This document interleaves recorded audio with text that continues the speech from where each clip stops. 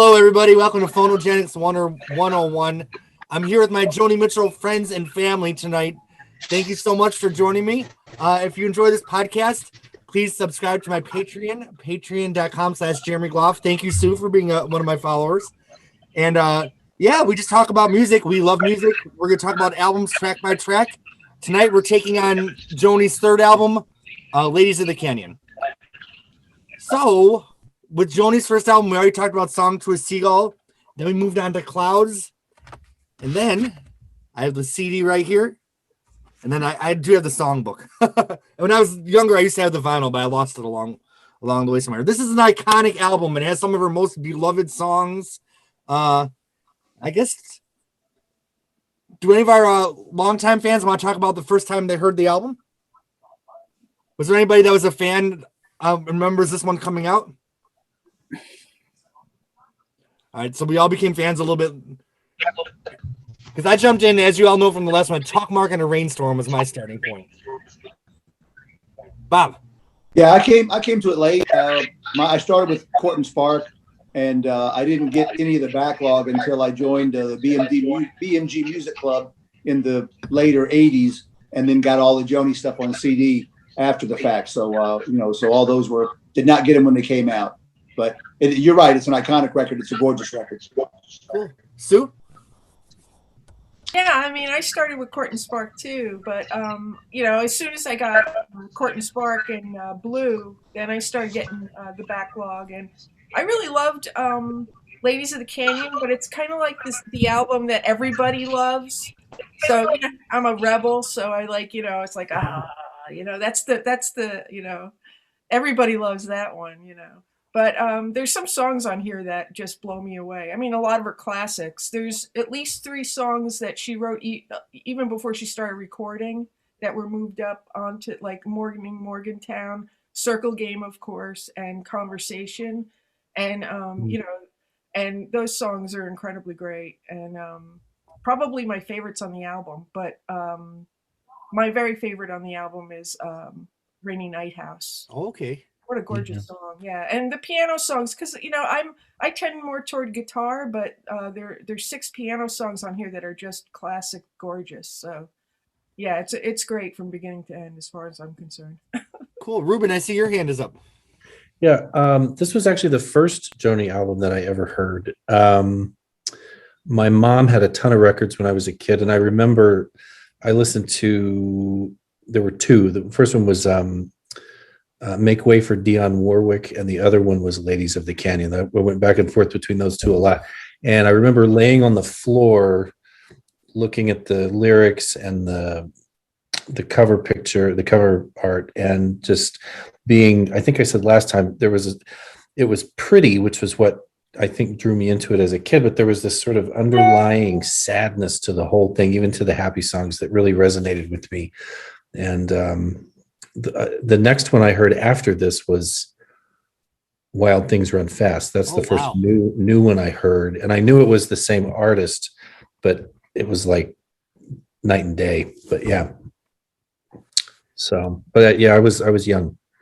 It's interesting because with the early Joni albums, with this album, this is the first album where she really had the piano songs. Then on Blue, she has the dulcimer.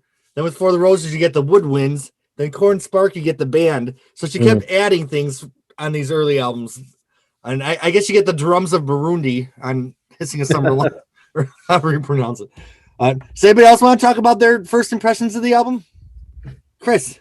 I skipped, actually. I came in with Clouds, and then I didn't I didn't have contact with any other albums in its entirety until For the Roses. And it was actually through a girlfriend.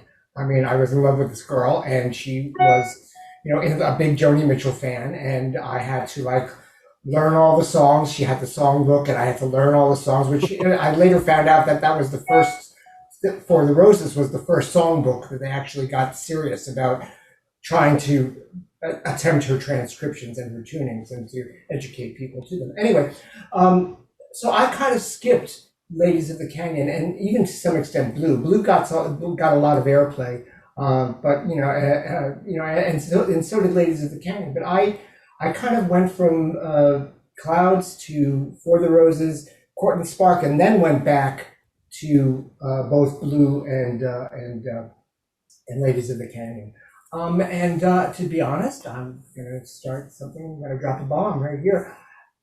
This was not one of my favorite albums. Coming in, that circuitous route. Maybe it would be higher in my pecking order if I had followed along absolutely chronologically. But coming around the other way, I kind of didn't, and I'm sure I'll have plenty to say, as to what I love. And there are many things that I love about this record, and there are some things that I'm like. So you grew to love it a little bit more, but still not one of your favorites, you'd say? I grew to appreciate it a lot. I mean, and what I love on it, I adore, and I can't imagine a world without it. So I won't say anything too bad. That's for sure. Speak your truth, whatever that may be. All right. I see David, then Mark. You're muted, David. Yeah, so I came to this, I started with Blue and then immediately went to the earlier albums. And I just want to say, like Chris, although I loved it in the beginning, it is not my favorite. It's in fact way down on my list of things. So mostly I want to gain some more appreciation of it from those whom I respect and admire so much. So it'll be interesting to check in with you at the end and see if we've swayed you at all. I mean, don't get me wrong, I love it. You know, it's just not. And there are some songs that are drop dead gorgeous and always will be. But on the whole, that's the thing about Joni's discography. There's a lot of really heavy hitters, and some hit other people more than others. So it's awesome. There's no right or wrong. Mark, did you have some thoughts? Yeah, I came in at Court and Spark and absolutely fell in love with that record. I went back to Clouds. It was the second one I bought because I don't know where I stand. I'd heard by Barbara Streisand and Chelsea Morning. I'd heard that, and of course both sides now. This one I think I bought next. And in my mind for a long time I had thought, okay, she started out with just the guitar. And then she added piano on this record. Well, she added more than piano. I listened to this the night before last, and I hadn't listened to it for a long time because it wasn't really one of my absolute favorites. I always loved the record, and there's a cello on the song For Free. Paul Horn plays flute on Conversation, and she was already starting to add some different elements in there, and I hadn't thought of it in this way before. So it was kind of revealing for me to listen to it again, and I found myself really honing in on it and really getting a new appreciation of it, actually, just from listening to it 2 nights ago, and I hadn't heard it for quite a while. So, not to mention the Lookout Mountain Choir. Oh. Did anyone else? Nash. Did anyone else have any thoughts they want to add about the album before we jump into the songs? Les. Can you hear me? Can you guys hear me? I don't think my mic's working. A little bit. No. It's really explosive. We can hear Really you. loud. Very loud. Can you hear me now? And it's not synced with It's too loud? Yeah, it's a little bit loud.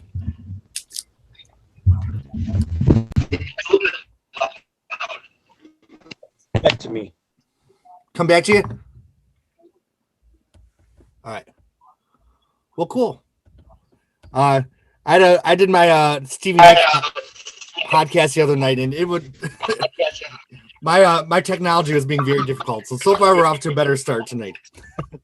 All right, so moving into Ladies of the Canyon. The album opens with a song called Morning Morgantown, and as complex and deep as some of the material gets later in the album, and dark, this is such a quaint little ditty to start the album. It really does feel just like a sunny day. Morgantown's in West Virginia, correct? Correct. Because my niece and nephew... It's where the college is located. Okay. My niece and nephew live there, and I traveled from Buffalo to Tampa, and I drove through Morgantown to meet my niece and nephew that I'd never met before. I'm like, oh, this is the Joni Mitchell, and it really does look like the song feels. Has anyone else ever been to Morgantown? No. Yeah, I have. it's pretty small, right? It's Right. all the roads are like these big hills and these old houses. So without having to visit, when you listen to the song, it's exactly like it. Does anyone want to jump in and start talking about the song? I don't have too much to say about it. I think it's a quaint song to start. But first we have Mark, then Sue. Well, Morgantown, I always kind of wondered if it was a reference to the German word for morning, which is Morgan. So I don't know if it's specifically about one place. Maybe it is. From what you tell me, Jeremy, it sounds like it probably is. But Sue, I think maybe I should leave Sue to talk about this, because I think it was her idea that the person she's with in this song. Sue, do you know what I'm referring to? Yeah, it's definitely, I feel, written for a child, and it was written for Kaloran or Kelly, wherever she was in the world, that she was daydreaming about a day together with her. That's the way I see it. And she wrote it really early. She wrote it like in 1967, a couple of years, 3 or 4 years before the album was made. So, and she played it a lot on the cafe. Les? Can you guys hear me now? Yes. Okay. We're doing it, Simon's got that chronology, which he's been doing for years, and he's starting to populate it now with set lists, which I find very interesting. And then I've got this new document where I can look at every time she performed one certain song. And so Morgantown is interesting because she first performed it to, like you said, February of '67. It looks like the last time she ever performed it was April of '69. So she basically just dropped it. She's got like 14 performances of it that we know of, which I think is kind of interesting. Yeah. Anyway, that's Kaloran's birthday too. Well, the other thing is that it's funny that you bring up the German word morning, because she says in one of those old tapes of her at the cafes that she was in Europe and she played this song and some German guy came up to her and said, well, you know what you're singing? She plays this morning town. And she said, oh, it sounds like, like morning. So she didn't know that. So no, she had no idea when she wrote it, but yeah, somebody came up to her later and said, yeah, it means it works though. Yeah. Yeah, and going back, like I'm over here reading the lyrics now in this new context, and that really gives a whole new meaning to the song when you put it in that context. Coming into the song, I discovered it, I guess, in the 90s. So that's before her and her daughter reunited. So I never went back and visited it in light of events that happened after. Does that make sense? Yeah. Mm-hmm. So, Ruben, I see your hand is up. There used to be on YouTube, I haven't seen it in forever, but there was a video of Kaloran singing this. Do you remember that? Yeah. It was not very good. It was horrible, but it was radically reworked. And but that's really interesting, thinking about it in the light that you said, Sue. That's fascinating. This song also has one of my favorite Joni lines where she says, I'd like to buy you everything, a wooden bird with painted wings, a window full of colored rings, and Morgantown. And when I was a kid, for a long time, I collected. Every time I saw a wooden bird, a painted wooden bird, I would want somebody to buy it for me. And nobody ever knew why, and nobody ever really asked me. So I like these birds, but it was because of that song.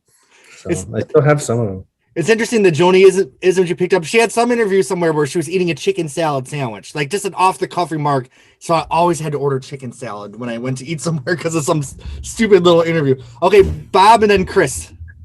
Yeah, well, just real quick. I mean, the first time I heard this song, was in the 80s. It was after I kind of processed Little Green and what that song meant.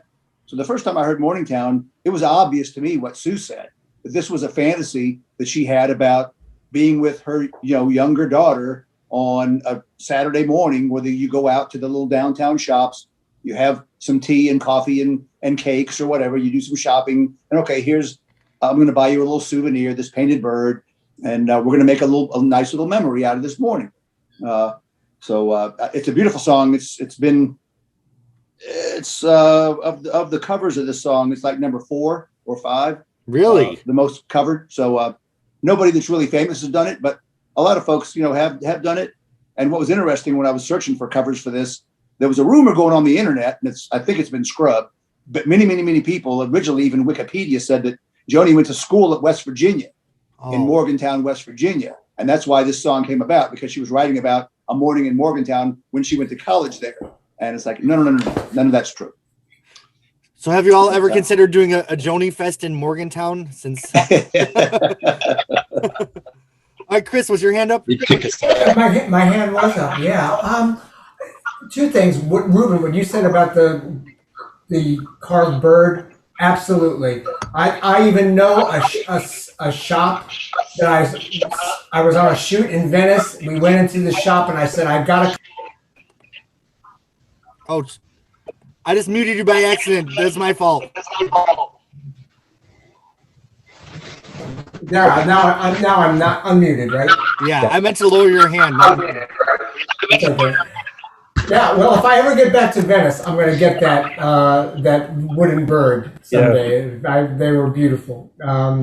But my question, though, is Bob said that this was one of the most covered songs.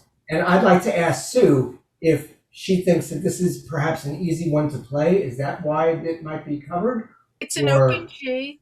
Right. Which is, it's fairly easy to play. I mean, there's some, the whole thing with Joni is that, there's some difficulty in the chord changes and the singing. You know what I mean? And I find that anybody who tries to cover her stuff is working on a hard song. I mean, no matter what it is, even Circle Game. Because you not only have to do the playing, but you have to do the singing too. But I really enjoy playing this song. It's really fun to play. It goes up and down the little intro at the beginning, ding ding ding ding ding. It's just so beautiful. And it sounds great. Even if if you're not great at playing guitar, you're like, whoa. But that's how all the tunings are. You put the tuning in, you start playing it, and it's like you feel great. Now, she mentioned in a couple of interviews about this record that this was the helium voice. Mm-hmm. This was a time in her career that she intimated that she was under pressure to have a folky sound or to emulate Joan Baez or something like that was going on. And for her, this period, I think, is bittersweet for her in terms of when she listens back in her catalog. Let's talk about coming off of what's the last track that In Clouds? It's Both Sides Now. Both Sides Now. Yeah, right? Now, coming to this first song on this next record, is there anything that slaps us in the face about her pitch or the helium voice or anything that sounds different? Or what I'm trying to do is I'm trying to reclaim that if I had only been there to do it chronologically thing. I'm trying to understand that. I think the voice does sound different on this record, Chris. And I've always kind of thought of it as her helium period too, although when I listened to it the other night, I could also hear some of what's in the box set that talks about how she experimented with her voice and started to use her chest voice or register more. And there's some of that on there, but I think maybe it's the way it's produced or something. The impression you get is that she's singing way up in her register in this kind of head voice, and it's kind of, I don't know. As far as I can tell, she was making all the production decisions at this point. Well, that's, it says produced by Joni Mitchell, so you're right. It's interesting and arranged. Because this album came out right in the height of the Laurel Canyon experience. I mean, I don't know what the right word is, but this is definitely a relic of a time and a place. Exactly. Bob, was your hand up, and then David?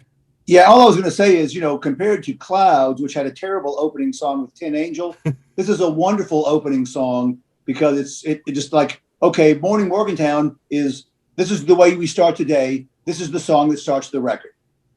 Yes. All right, David? Yeah, I just wanted to say that it is the quality of her voice that is one of the things that makes this one of my, I have a hard time with the quality of her voice on this. Not as, again, not as much as I used to. I mean, I listened to it again last night, and I didn't have the same visceral kind of distaste as I remember having before, but it does seem not grounded. I mean, it just seems less honest to me in a way. So I don't know. And I said I wasn't going to say negative shit. I'm not going to say negative shit anymore. No, Okay. I think it's interesting to hear everyone's opinion. I mean, with music, there's no right or wrong. So. Yeah. Does anyone have any thoughts about all? any other final thoughts on Morning Morgantown before we move on? There's piano on this song as well as the guitar, isn't there? Yeah, during the chorus, right? She has that tinkly. Yeah. Cool. So I looked at the time. I'm like, one of the few, I think, of her songs that there's both guitar and that she plays both guitar and piano. Yeah, that's true. Night in the City did, right? A little bit of piano. A little bit of piano. And Sweet Bird, which I became suddenly aware of. You know, we're all gonna be laying in bed tonight. Virtual Joni goes. They're gonna pop into our heads the songs with the piano and the guitar. All right, so we move on to track 2, and this song is actually gonna be covered by Lana Del Rey on her album that she's releasing this Friday. It closes with a cover of For Free, which I actually liked her cover. I thought she did a good job. So this is a song about Joni, kind of. I mean, we all know what the song's about. She's a star now, and she's already on her 3rd album, Whimsical, for the days when she was just playing for free. Anybody have any thoughts about this one? Who wants to go first? Bob. Well, it's one of the few songs, if not the only one, that's written in 3/4 time, waltz time. She described it as being like a Western song, like but it's a 3/4 waltz. But if she wrote any other songs, maybe Chris, you know what those are. But this was a very rare time signature for her to write it in 3/4 for free. Obviously, a great song, number 4 in terms of being covered. It's been referred to on some albums as "Real Good for Free," right? And he sang "Real Good for Free." So it's they sometimes stretch the title out. But of course, Judy Collins did it. The Byrds did it, and David Crosby has done it throughout his career in solo settings and with the Byrds and other bands. Petula Clark did it. Lana Del Rey, as you said, is going to do it. Bette Midler recorded it in a studio version. It was never released. Yeah. It ended up on YouTube, and I had a video of her singing it in the steam baths in New York with Barry Manilow on piano. Oh, that's great. Which was pretty She curious. sent to me, and which is just amazing. To me, I don't know. But one thing that strikes me about this is in the early performances of this song, she would sing, "I got a black limousine and 2 white gentlemen escorting me to the halls." Oh.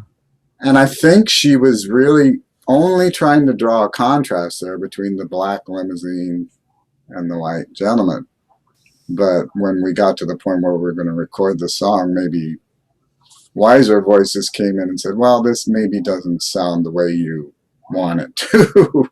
But I always thought that was kind of an interesting little tidbit of trivia. Her vocal on this it's very earnest. Like she really sells this one. And let us not forget the clarinet at the end, right? Is it a clarinet? Yeah. Yeah. And I think there's almost kind of a yearning in some of it. It's like, I almost wish I wasn't this great big star and I was back, to playing in smaller venues than what I'm having to deal with now with all the hassle of stardom, which of course will be a recurring theme throughout her career. Yeah. And this is where it starts. All right. Oh, let's see. I think David, Chris, then Sue, I believe. Sure. I just want to say again, this is an example of one of my most favorite things about Joni is that it ends on irresolution. It ends with walking away and not resolving the situation. And that's why I love Joni.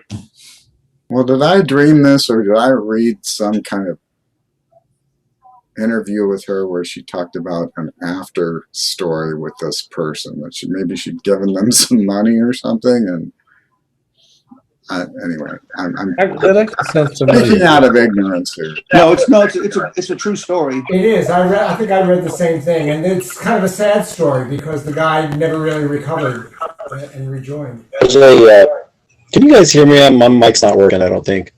Yeah, I can hear you, Les. Oh, there's a story on in the library about this guy. It's really interesting story. Yeah, he was a big, and I don't know if it's the true story or not, but it seems like it is. But I'll have to reference that for you guys. Something that's really an interesting article. Can someone actually tell the story, please, briefly? I don't know what you're talking about. I think he was. I think he was mentally ill, wasn't he? I can't remember exactly what it was, and I can't even have brought it up. To buy a clarinet or Yeah. saxophone and bring it to him because she couldn't do it. And the next time they went by, he didn't have a clarinet. He was making believe he was blind. Oh no. Yeah. And she got really upset. She goes, "What?" And obviously he probably sold the clarinet or saxophone to get heroin or something. Right. But I think that's the way the story went. I might be wrong. Yeah, no, you're right. You're right. Sounds So right. you're spot on. What's great about this song is it's about falling in love with music, and she writes about the experience of loving an instantaneous moment of music in a way that she never really wrote about. Maybe she sort of grazed in Turbulent Indigo, just sort of the visual art and what it would do to her, but this was what she really connected with this. What I find is the conflict in this song is she's not in the car. She could have gone over and spoken to him and conjoined with him. There was really nothing stopping her from doing that. And that to me is where there's this wall, but she's put it there. And it in some way it's needed because there's something that she needs to say, she needs to pass by in the same way that all those other people who didn't see this guy on their TV, so they kept passing by too. Right. She's just like them, but still she leaves you with this understanding of what it is to love and be affected profoundly by music. And it's passing. It's a piece of theater and it's gone. It's like clouds. It's like Both Sides Now. It's completely ephemeral, and it's a gorgeous piece of writing. The tune is beautiful. The melody, the piano arrangement, it's gorgeous. It's just gorgeous. Cool. I kind of lost track what order we're going in. David, did you already get to speak your piece? I have more to say. I just want to say, and suddenly it reminds me of Furry Sings the Blues, and especially what Chris was just saying. I was just hearkening forward to Furry Sings the Blues. Cool. And then we'll do Sue and then Bob and then Ruben. Just wanted to mention that there was this like millennial urban legend, which I think came from For Free, that Joni used to busk. Joni never busked. Okay, just let's clear that up, It's like, there we go. Oh, when she was busking in Toronto, Yeah, no. Didn't she busk in Morgantown? Yeah. But, I don't know where it came from. Somebody told somebody, it's like that telephone game, Even on the Scuffle, the cleaner's press was in her jeans. Yeah, right. Yeah. No shit on Joni. Bob, did you have something to add? Just to add that I'm not sure why she did this, but you have two one-syllable words, schools and jewels, which she says school-wolves and Jew-wolves, which I kind of always cringe when she does that. That's just me. Well, jewel is the two-syllable word, actually. If you say it like that, yeah. But you can say jewels. Jewels. And it's one syllable. All right, let's do Ruben, then Mark. I think that's a good point. And I remember reading somewhere where she criticized herself for rhyming schools and jewels. It was much later. I don't remember where I read it, but it's one of my favorite songs on the album. And the only thing better than this one is the live version she did later on in the 80s, where she adds the line, and it's just so much. She's older, and it sounds more weighty, and I love this song. She did it on the Refuge of the Roads VHS, right? I guess it was Right. VHS when I bought it. I'm unfamiliar with the added line. What is it? She says in the chorus, playing like a fallen angel, playing like a fallen star to a hat full of nothing, playing for a hat full of nothing to the honking of the cars. She adds it into the chorus. It's really pretty. Huh. Mark. Well, I was just going to mention what Ruben did, and that's that in an interview at some point she did disparage herself for rhyming schools and jewels. But this is one of my... She's done worse. I love the Miles of Isles version just because you could swear you were in an empty room almost. The whole time that this song is playing, there's absolute silence in that audience. And you can just hear it echoing through the hall, and it's just, I don't know, it just does something to me every time I hear it. I love it. Yeah, when I was scheduling the podcast, I'm like, I didn't know if the live albums should have their own discussion. I'm like, Joni's live albums were so iconic to me that I did give them each their own discussion for Miles of Isles and Shadows. I'm like, did anyone else have any thoughts on Real Good for Free or For Free or He Played Really Good for Free? Les. Yeah, I put the link to that story in the chat. It's interesting afterwards, maybe you guys can read it. It's a pretty fascinating story. I don't know if it's true or not, but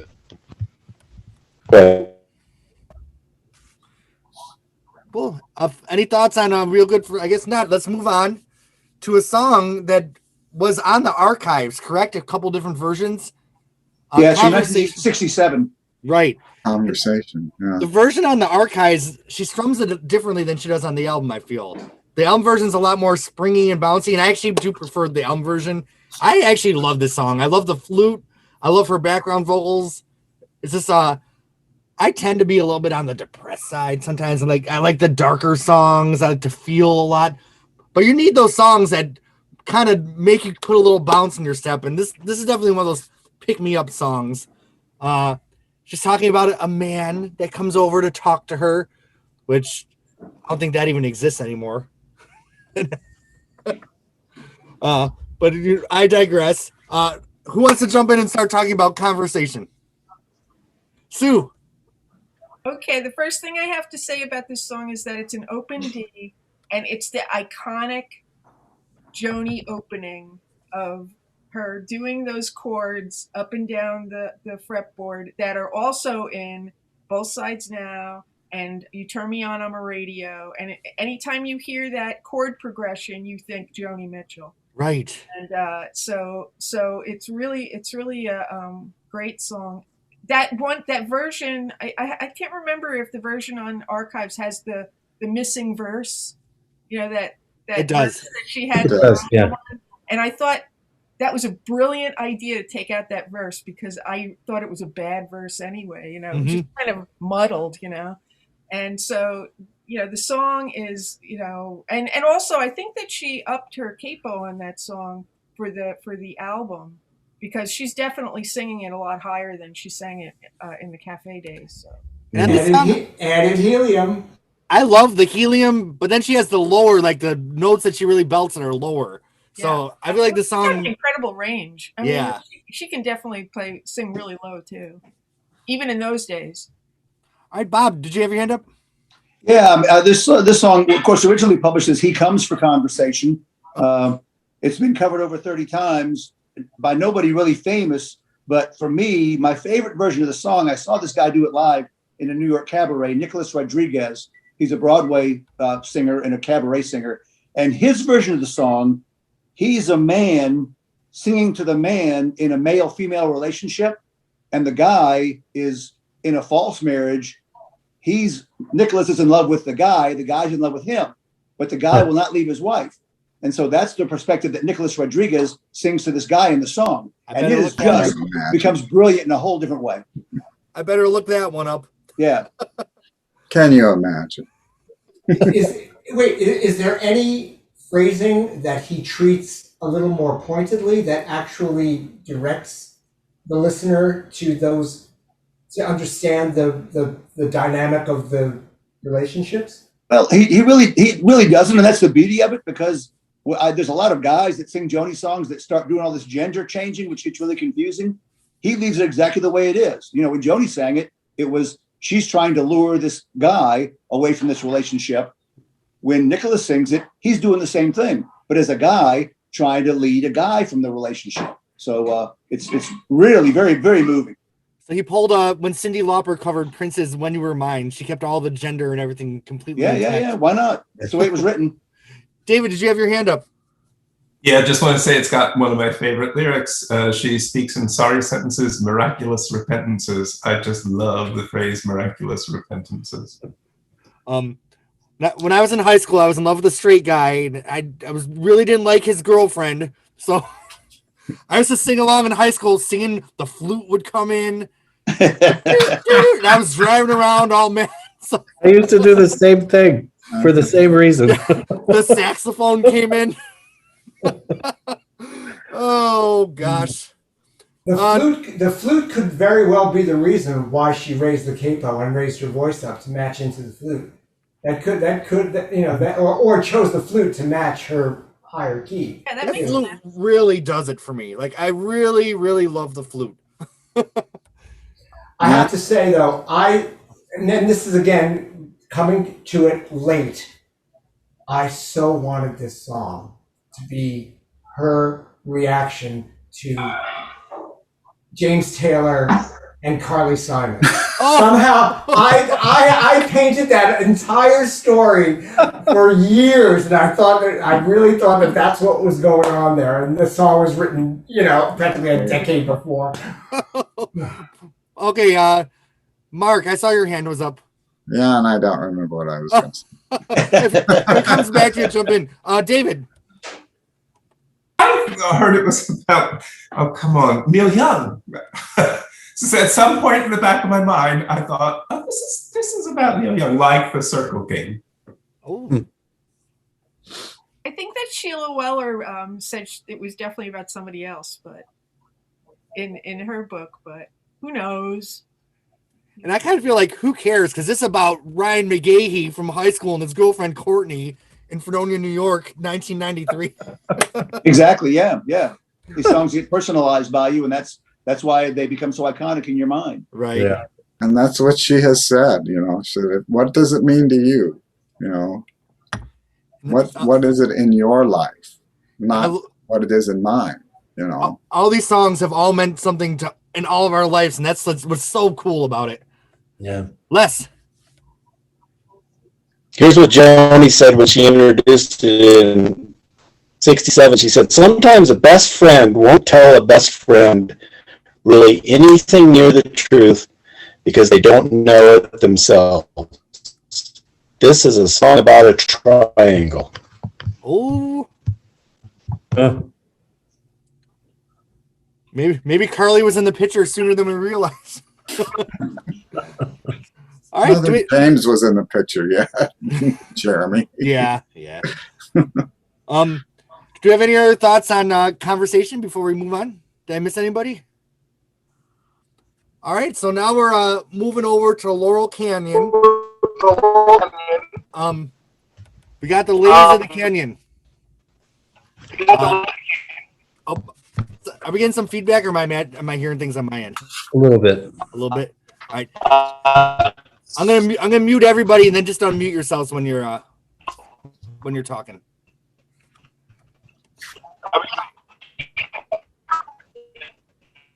Okay, we're back. So the song starts off with Trina, and I believe these were all real life friends of Joni's, correct? All right, who wants to jump in and start talking about Mark?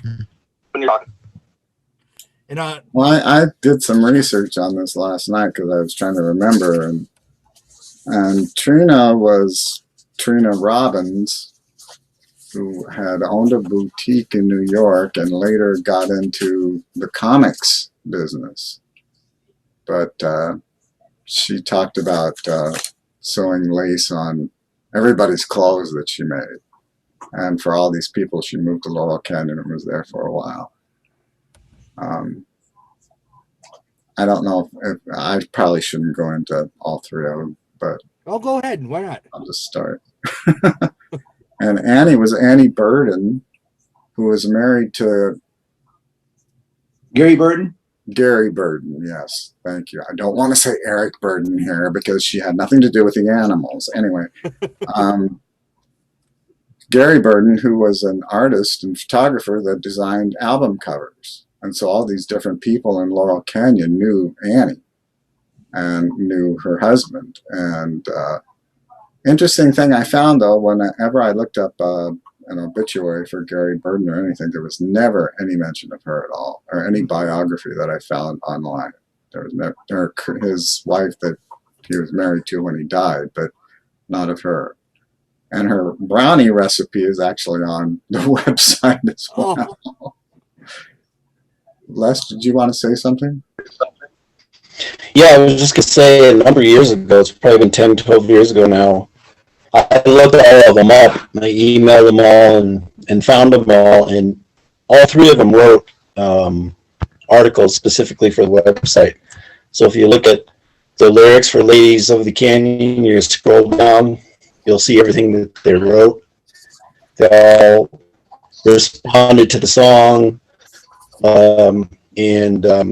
Estrella, of course, she wrote a whole bunch of stuff, and it's really interesting. And I was going to say about Annie. Annie was very shy. In fact, she was the last one. She didn't agree to do anything until much later than all the rest of them. So she was a holdout. So that's probably why there's not much about her up online. Well, I found an interview from 2014 Maclean's Online where the interviewer asked, one of the songs missing on this project is Ladies of the Canyon.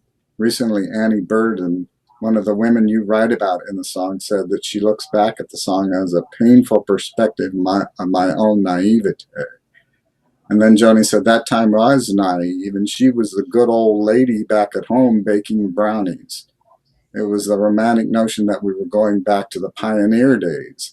In the end, though, the 70s became apathetic. The hippies sucked their thumbs and turned into yuppies. Yeah, this definitely is a little snapshot of culture before it changed. It's nice that this little moment of things being nice, the brownies, got captured in a song before, like, well, actually that didn't work out. But we still have it captured in a song. David, is your hand up? No? Okay. Bob. Well, I'll just say, the album is called Ladies of the Canyon, but really there's only two songs, in my opinion, two songs on the record that relate to that location. That would be, of course, the title track and Willie, about the time she spent with Graham Nash. Right. The rest of them are other random places and subjects, I think. But yeah, just to second what Les has said, this week in looking at this album, listening to it, doing some homework, I read those interviews on the website where the song is, and they're very, very, very educational, really well worth the time to spend reading those interviews. And Estrella Barosini is actually on Facebook, and he's part of the Jam Deal Facebook group, and she came from a circus family. She was a circus girl, and she has some very interesting, she has a lot to say. And I just want to throw out, Annie Lennox did a really nice cover of this. Yeah, it hadn't been covered a lot simply because it's not a song that a lot of people can relate to, right? It's very specific to a geographical location and a time and space. But yeah, Annie Lennox is the high profile cover of this song. Les. Estrella actually came harmony too. Estrella actually came from was it Coral Gables or Coconut Beach, Florida? Okay. So she knew Joni at the time that David Crosby discovered her. On the boat? Well, before that. Also, I find it very fascinating that there's only one documented performance of Ladies of the Canyon by Joni ever. And that was in April of '68. Oh, wow. I didn't know that. Cool. Anyone else have any thoughts on the song? I don't have too much to say about it. Sue. I have to say that it's in a pretty interesting tuning too. It's the C, G, D, F, C, E, which is the same tuning for Sisoto Tobo Lane and Woman of Heart and Mind, and just like this train. So it's a really beautiful tuning, and it's actually quite easy to play, but Joni's precision on it is really beautiful. It sounds great. And I just have to say my favorite line is sailing seas and climbing banyans. Oh, yeah. I mean, I love that line. So chromatically, it just takes these half steps all down and up everywhere, and the harmonies are so off-putting and interesting at the same time. I always have this love-hate relationship with the listening experience of it, because it was just like a serpent. It was like coiling around me the whole time. It's an interesting song. Well, I've always kind of looked at it as an idea. Well, maybe not always, but an idealized sort of look at this period of her life, living in Laurel Canyon in this kind of almost wooded setting, and with these talented, artistic, creative people all around her, and these three women that she spent time with and was close to at one period of her life. And it seems to be a romantic look at that period. And in some ways, I think it hasn't dated as well as some of her other songs. Mark, the quote that you read before, that was from Joni about the hippies turning into yuppies. Yes. Yes. I find that just a little disingenuous, given that she spent the next 30 years of her life, living in a pink mansion in Bel Air. I mean, that said, she needed the wall because she was a rich, famous, artist, and she needed protection. I get that, but there's, I don't know. There's to be disappointed in your entire generation is a hard realization to come to. Yeah. Out loud, anyway. Right. We lived through the 70s. So.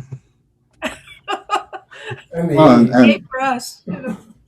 Her 80s stuff became very, very critical of consumerism and materialism and all of that stuff. Very, very, very critical. I have a story which we'll get to when we get to that album. Okay. And watch out, because I love those 80s albums, so just watch out. Ruben, was your hand up?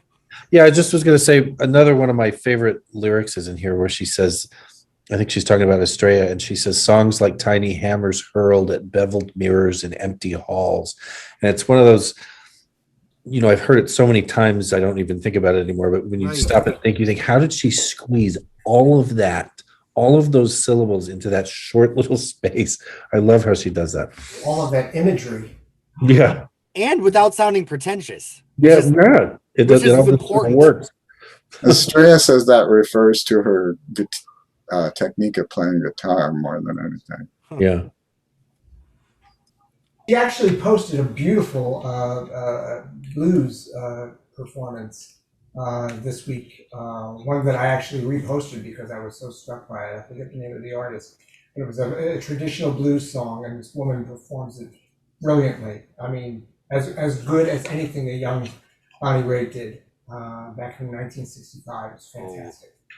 Yeah, I'll see if I can find it before I say too much more about it. Anyway, sorry. And years down the road, I may go through the Bonnie Raitt discography too. I love Bonnie. All right. Any thoughts before we move on to Willie? All right. So Willie was about Graham Nash, correct? Correct. Things didn't work out. I like this song for its importance and its depth. It was never one of my favorites, but I appreciate it. So I think someone else should start off this one. Bob. I mean, I think it's a very, very deep and sincere love song. Obviously about his specific relationship, but certainly, I mean, the emotion is that any of us have experienced in a very intense romantic relationship. Right. And did she call him Willie in person? Was that his nickname? Yeah. Yeah. Okay. This, they did the song together. Easy to play on piano. It is easy. Right, Chris? I've It's not the only Joni song. Not the only Joni song I play on piano. I've never played it. I've never tried. I like it very much. I was going to say I think it's one of the prettiest melodies. I mean, it's got a lovely structure to it. It's funny because I thought that she was the one who broke up with him. It's true. You know? And she writes about him. He cannot hear the chapel pealing silver bells. Mm-hmm. Yeah, that was one of what I was going to bring up. I think it was in the Woman of Heart and Mind documentary. She said that Graham had asked her to marry her, and she said she felt that she would be overshadowed by him and would end up like her grandmother's, kicking the door off of the farmhouse or whatever it was that she did. And but then in this song, she says, like you said, he cannot hear the chapel's pealing silver bells. It's like she wants to get married and he doesn't. And to me, that's always, there's a disconnect there, and I'm wondering why that is.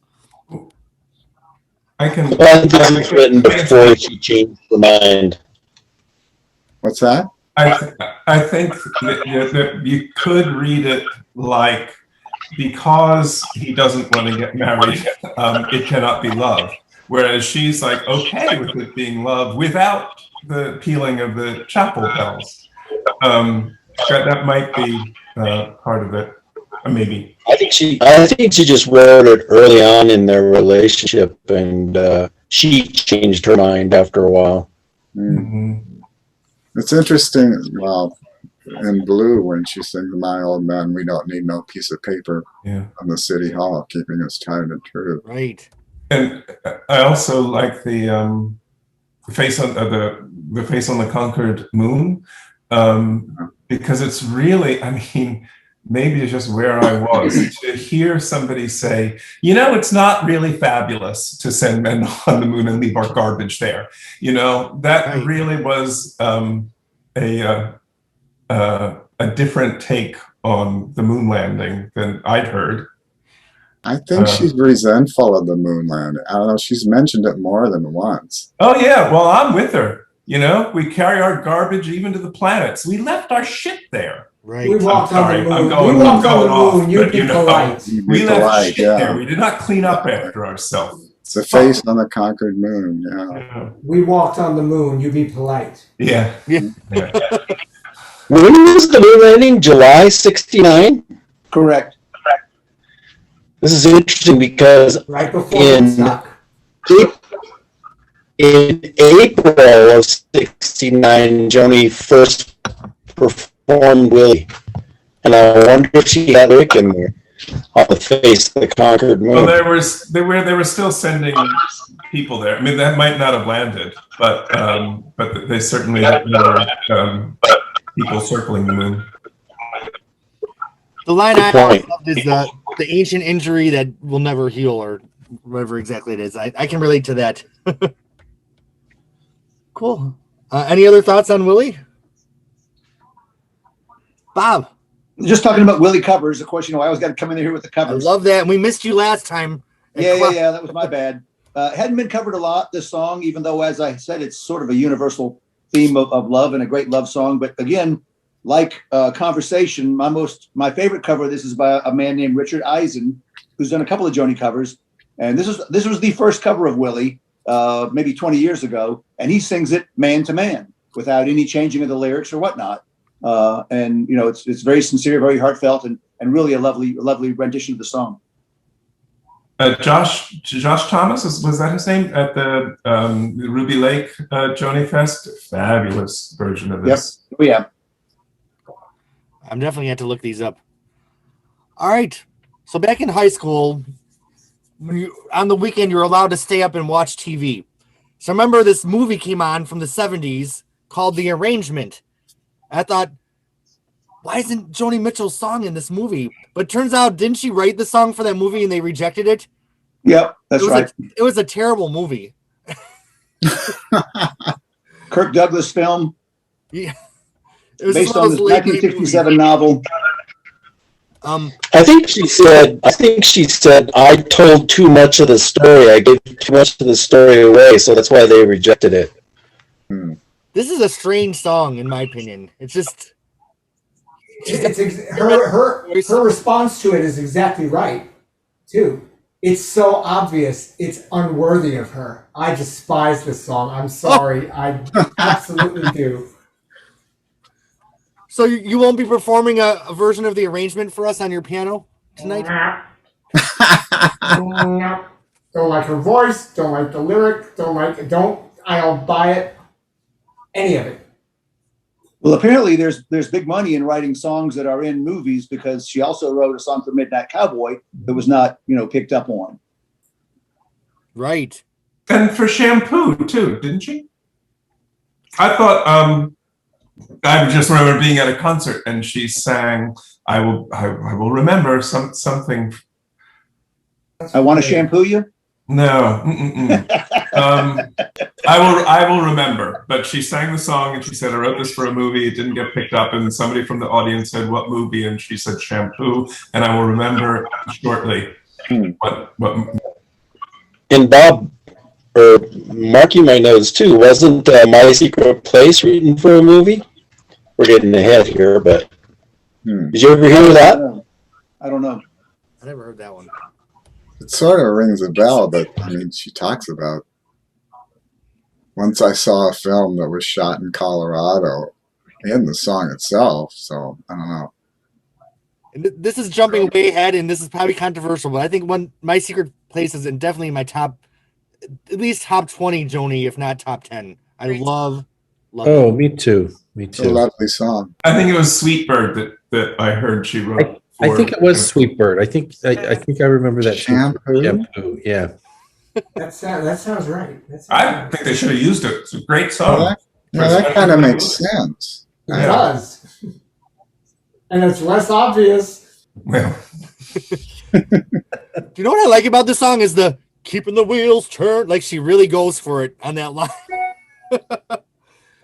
She gives it her all, and I'm not gonna do my impersonation because I embarrass myself enough just talking. So I think that's one reason I like it, because I agree with Chris. It doesn't ring true, but she sings it so passionately that you can't help but hang on. Well, she's kind of hammering it home. Yeah, I never really thought about it, but I don't. It's not my favorite, but I don't dislike it. I don't know. No, I like it a lot, and I think I worked in corporate America for 40 years, so to hear the whole "you could have been more than a name on the door" and all that, it's like, I mean, yeah, you can relate to that. I think everybody feels like, okay, maybe I should have done something different than what I did. Well, to me, it's kind of a precursor to Harry's House. I was just gonna say that. Yeah. Is it Harry? It's Harry up in the building. Yeah. It totally has that mid-century, malaise. Absolutely. This album's so interesting because it has some of her most iconic, beloved songs, and there's just some of these weird songs that I don't know. Well, we're about to end side one. Chris, did you want to take us out with a song?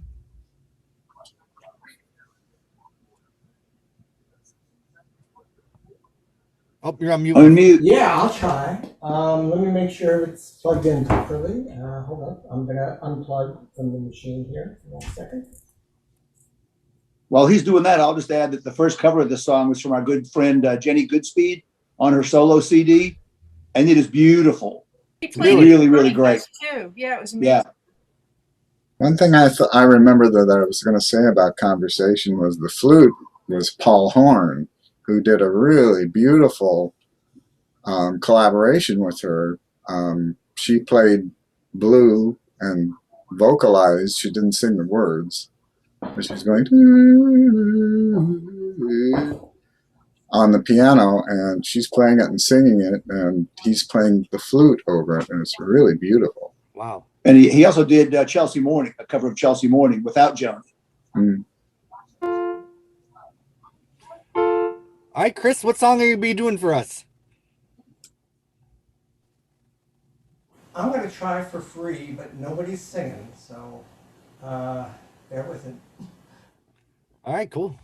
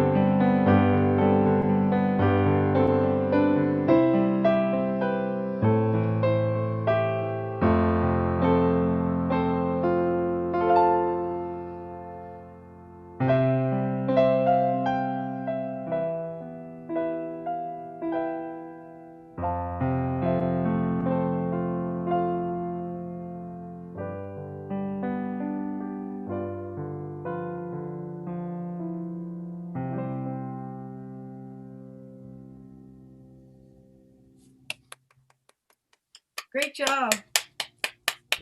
Beautiful. I get emotional hearing Sue when you did your song last time because all these songs I've listened to them so much in my life that they're really stored in like a specific time and place where you almost get numb to songs. You've heard them so many times, but then to hear them kind of in a new context, it breathes a new life into them and realize like how much these songs mean to you. Oh yeah. So this is just so wonderful. I appreciate us all doing this. I have to call out Dave Blackburn for that transcription. Although there are still pieces in it that I'm kind of not doing well, especially like when she goes up to the really high stuff. So sweet and high.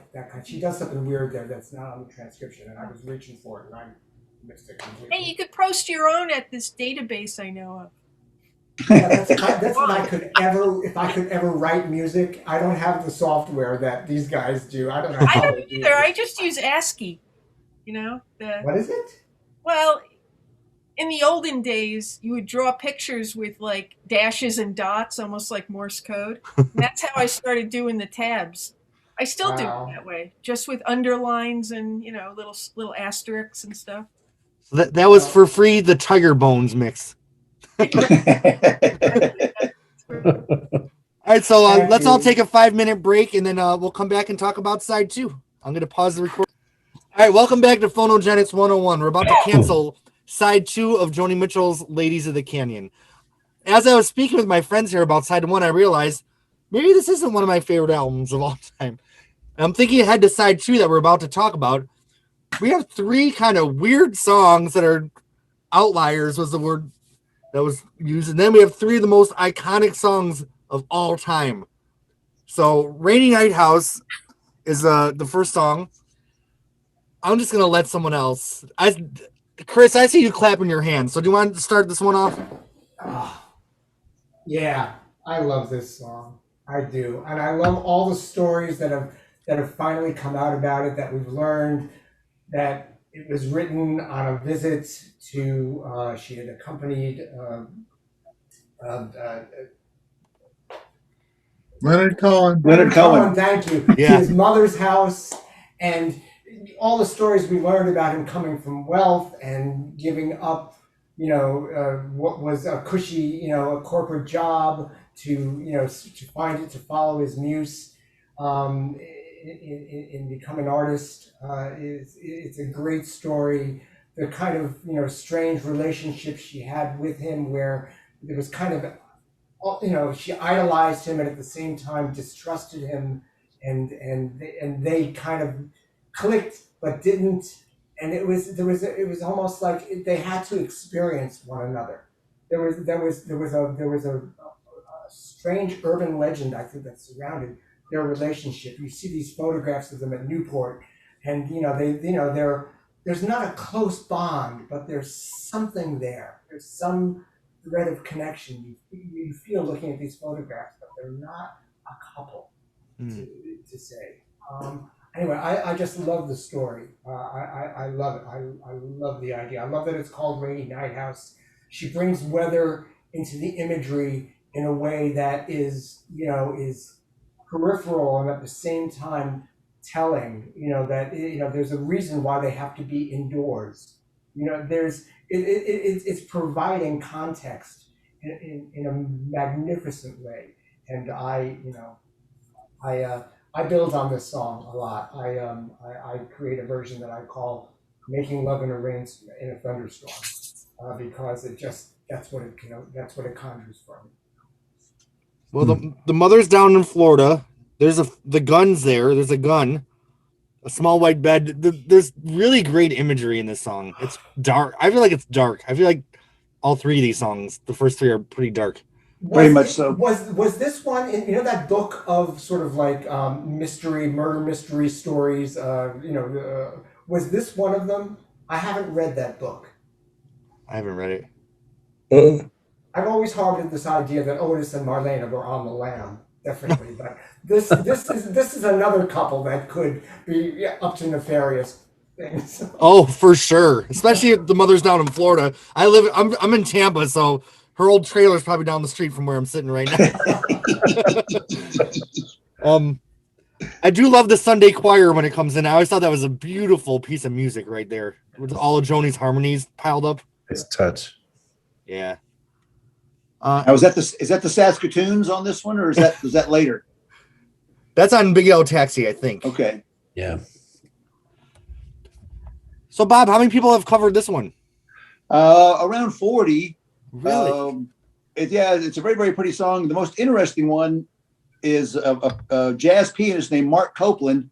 He's covered it 4 different times on 4 different records. Matter of fact, he put out the second cover of it, and I emailed him and I said, "Is this the same version that you just put out?" He said, "Oh, have I recorded the song before?"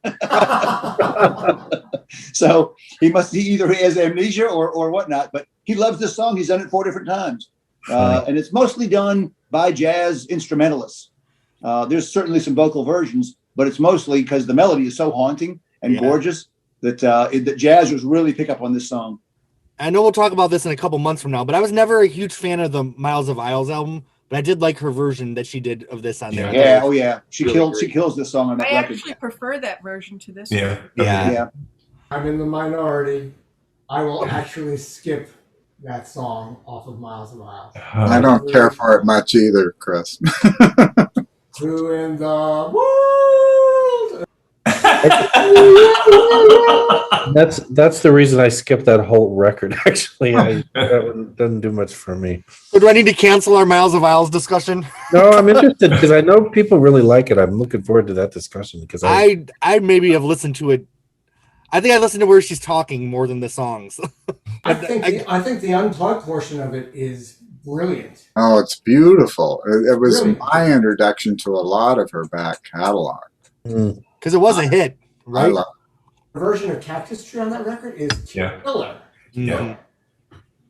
It's got moments, but for me, Rainy Night House is not a moment. He kind of caught the tailwind of Court and Spark, and it was did well on the charts, as I recall.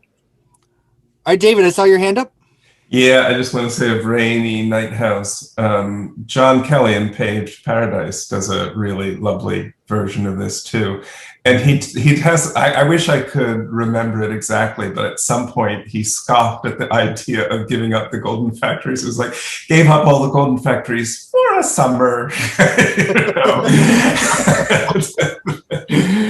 But it's a lovely version and a great show too. I wish I could see it somewhere. Cool. Mark.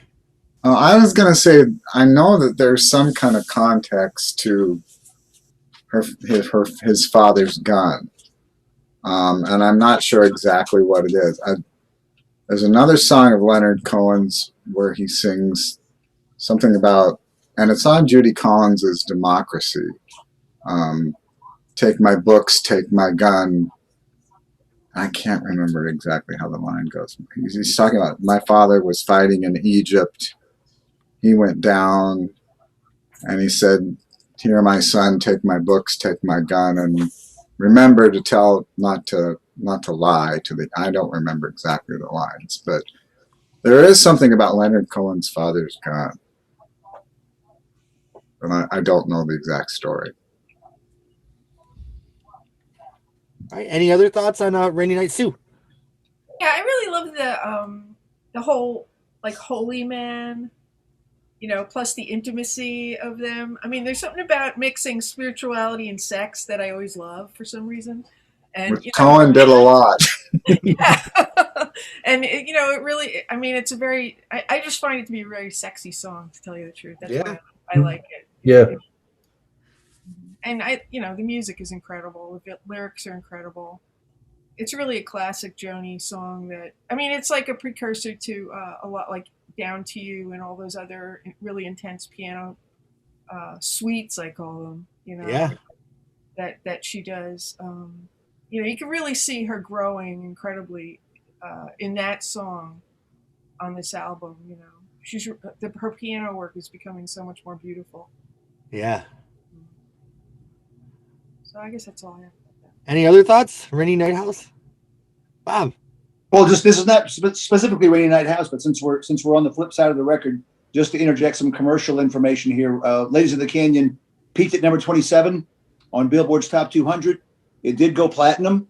and it was released in every format that was out there at the time. Just like Clouds, cassette, LP, 8-track, reel to reel. So it was a pretty good hit. 27. Joni didn't have a lot of hits when she's the first one to admit that. But this album was a very successful album. Where did she win the Grammy early on? Was it Clouds or this one? Cloud. She won the Grammy for Clouds. It was Clouds, okay. Yeah. All right. So then we move on. Before we move on, I just want to ask one question. These songs are all they're all in that 3-minute range. So as opposed to some of the other albums that we're going to get especially into, I don't sense that this was limited in a way because of the format. In other words, these songs would be ordered probably like this no matter what. Even in the age of CD, when you didn't have to worry about a side, an A side and a B side, a side 1 and a side 2, or a side of a cassette flipping over. So I just want, I like to just put that on the radar to talk about as we move into some of the other later stuff, to just see if there isn't a plan B somewhere in the mind of reordering some songs. Bob. Just a little extra trivia. The Priest was originally called The Priest Song, was how it was published. And it was one of only 2 songs that were published in 1970 when this album was released. Everything else was from 66 to 69. So this was the newest song at the time. It was a new one, yeah. All right. Well, moving into The Priest, this is a strange song. I honestly have always loved it. It just has this heartbeat through the whole thing. In my opinion, there's no other Joni Mitchell song quite like this one. How many covers, Bob? For The Priest? 4. 4. Wow. 4. And they're all a little bizarre. Jesse Hultberg was the first one, and he was a gay man who interjected all this other stuff. That man is never going to make it, and all sorts of stuff. It's really, really bizarre. If you can seek that cover out, and I've got it, of course, I'll send it to you if you want it. But it's really, really strange. Jesse Hultberg. But yeah, it hadn't been done much because the song is extremely cryptic. Yeah, I mean, it makes "Don't Interrupt the Sorrow" look straightforward. Les. And there's only one documented Joni performance of this song ever in her history. Is that the James Taylor concert? The concert that she did with James Taylor? Well, yeah, it was the Paris Theater, yeah, in October of 70. Yeah, because I think that was the concert. James Taylor, wasn't it? Yeah, I mean, she also only played that song about the Midway once too, isn't that true? Because I was trying to remember that at our Clouds discussion. So Sue, are you the performer that plays a song that Joni only played once? Yeah. This is a hard song to play. I bet. Very hard. Her technique on this song is just unreachable as far as I'm concerned. I try, but it's really beautiful. I mean, the hammer-ons, she's all up and down the fretboard.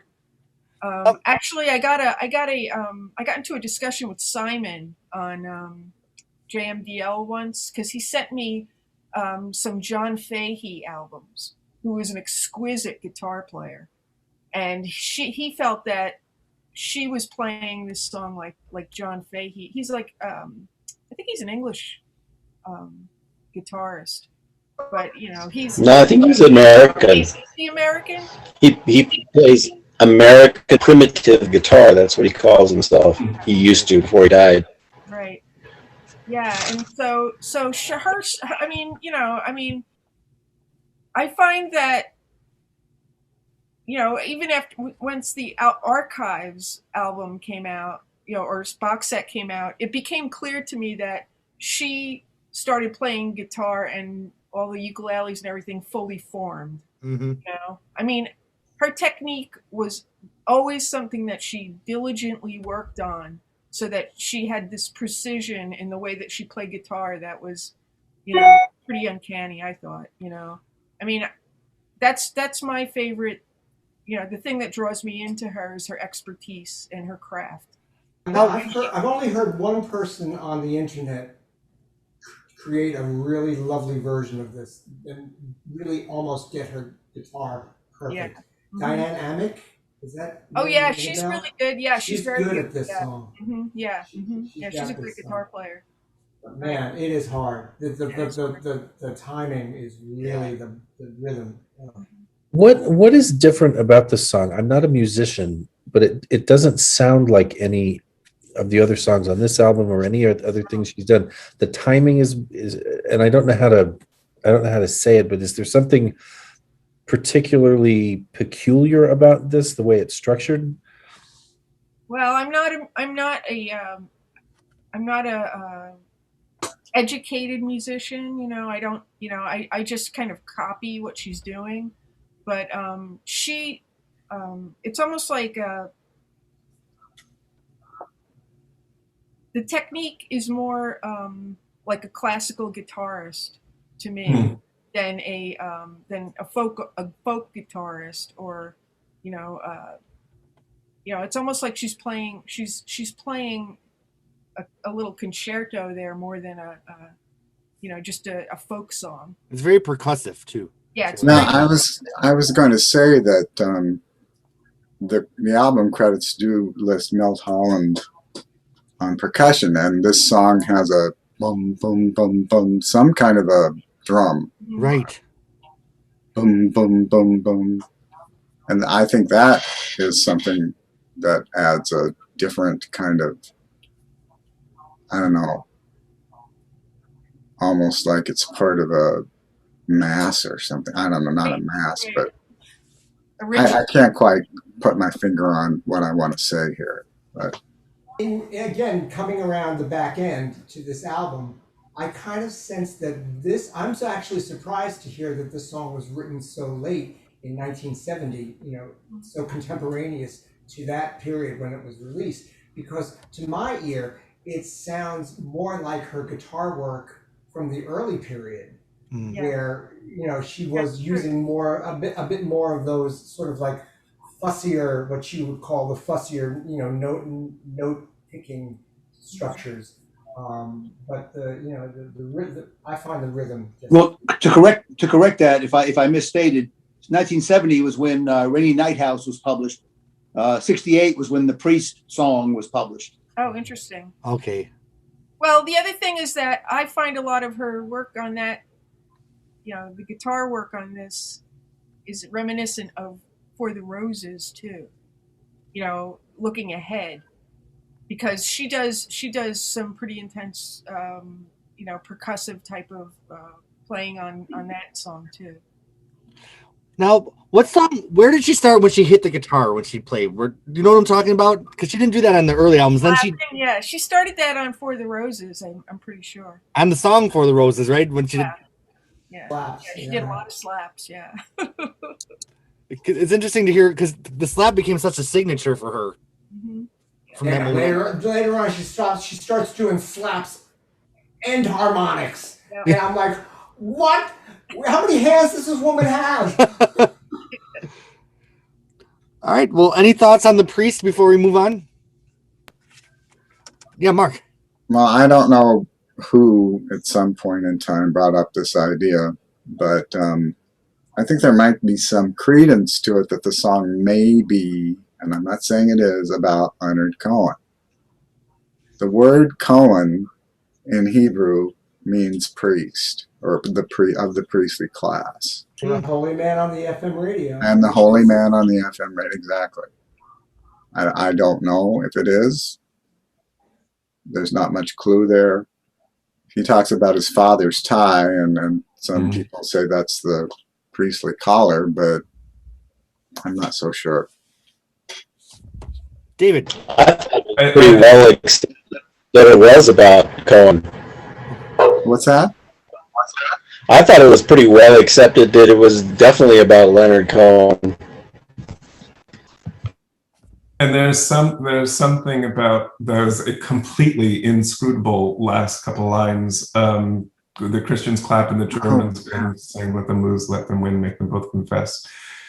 To my mind, you can't talk about Christians and Germans without Jews, kind of going unsaid, and that too is a gesture maybe toward Leonard Cohen. I do not know what to make of those last lines, except they do somehow hearken the Holocaust to me somehow. I don't know. What an interesting piece of music. Yeah. Yeah, it's kind of conjoining the Spanish Inquisition with the Holocaust or something. Yeah. All right, so then we move on to Blue Boy, which I'll be honest was never one of my favorites. I never skipped a Joni Mitchell song, I don't think, but there's the songs that really became part of your life, and this was one that never became a huge part of my life. So is there anyone that loves this song that wants to start off this discussion? No. Bob gave the thumbs down. I think this Brought is my one of mother, the she could've prettiest. talked I about think it. this is one of the prettiest piano melodies she ever wrote. I think it's a lovely song, just melodically. I don't know. It's a pretty song, but again, the lyrics are so cryptic. It's way outside of anything that any of us can get into, in my opinion, anyway. It's been done 3 times, covered, but that doesn't help me understand it anymore or enjoy it anymore. I agree with you, Bob. I think I think it would make a lovely instrumental. Need the Tiger Bones remix. I find it not cryptic at all. I find it so uncryptic as to be insipid, actually.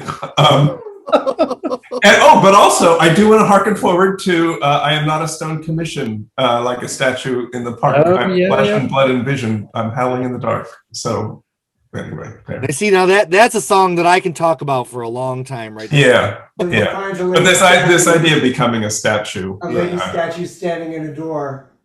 She draws the shades. It's just another sunny Sunday. Well, I think it sounds like to me, it sounds like an older woman in love with a younger man who is not sticking around, and, sometimes I can, I find it really poignant in a way, because it's sad. It's sad in the way that, what the hell is wrong with her kind of thing, Yeah.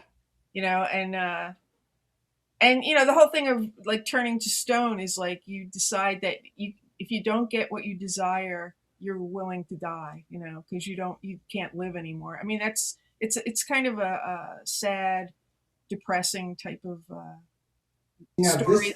That's kind of like it's like there's a lot of novels that go in this type of vein, Right. See, this song for me fits right in with the narrative of what I think really happened with her and Graham Nash.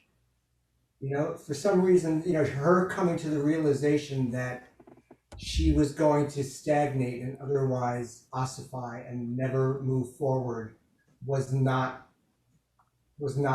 working for her. Yeah, it could be. That's a great observation. Yeah. Maybe the real title for this album should be More Songs About Graham and Leonard. Yeah, I'd never thought about it that way, and I think you could be right. I've always loved this song. It's one of the few helium voice songs that I do like. There's something about the way she sings the last line of each verse. And now, God, what is wrong with me? Each one ended with the O, like the. And he always looked the same. He looked the same. Oh, she has that really sorrowful sound to her voice. Like, it's like a little bit of Miles Davis in there, almost. It's just, I don't know. There just seems to be laden with this sorrow and sadness when she gets to that point of the song and the end of the verse. Without this song, there might not have been a Blue, because there's some vocal truth in here that she starts to examine, that I think she realized, I don't have to be afraid of this, and that's why we got more. That's an interesting point. I agree with that. Yeah, I think I do too. I agree, and I never would have thought that. No, me neither. Can you say it again? I didn't quite hear. I don't have to be a what? I don't have to be afraid of this. Oh. I believe this. She gave herself cred, really, by succeeding in emoting that way. It didn't have to be perfect. And it wasn't. It was the trailing off of the note, as Mark pointed out. Things like that vocally were, brave at the time. Yeah. When you've got Judy Collins, singing your biggest hit in, pristine, perfect, quarter notes. This is way different. Very brave. My mind's blown a little bit. I never thought good thing we have, Blue Boy, just take away the boy and you got blue. So there you go. All right. Any thoughts on this one before we move on to the closing trio? All right, so we're moving on to one of the most iconic Joni Mitchell songs. The Counting Crows did a terrible version. Amy Grant did an awful version. Janet Jackson sampled it and made an awesome song. These are all just my opinions.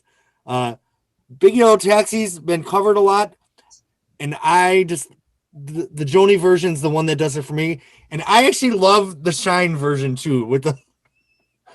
I know it's a little quirky, but I love it. With horns and stuff. Count me in. Sign me up for that. This one has never. This song, even at age 5, when I first heard this record, I never liked it. I really? Don't know.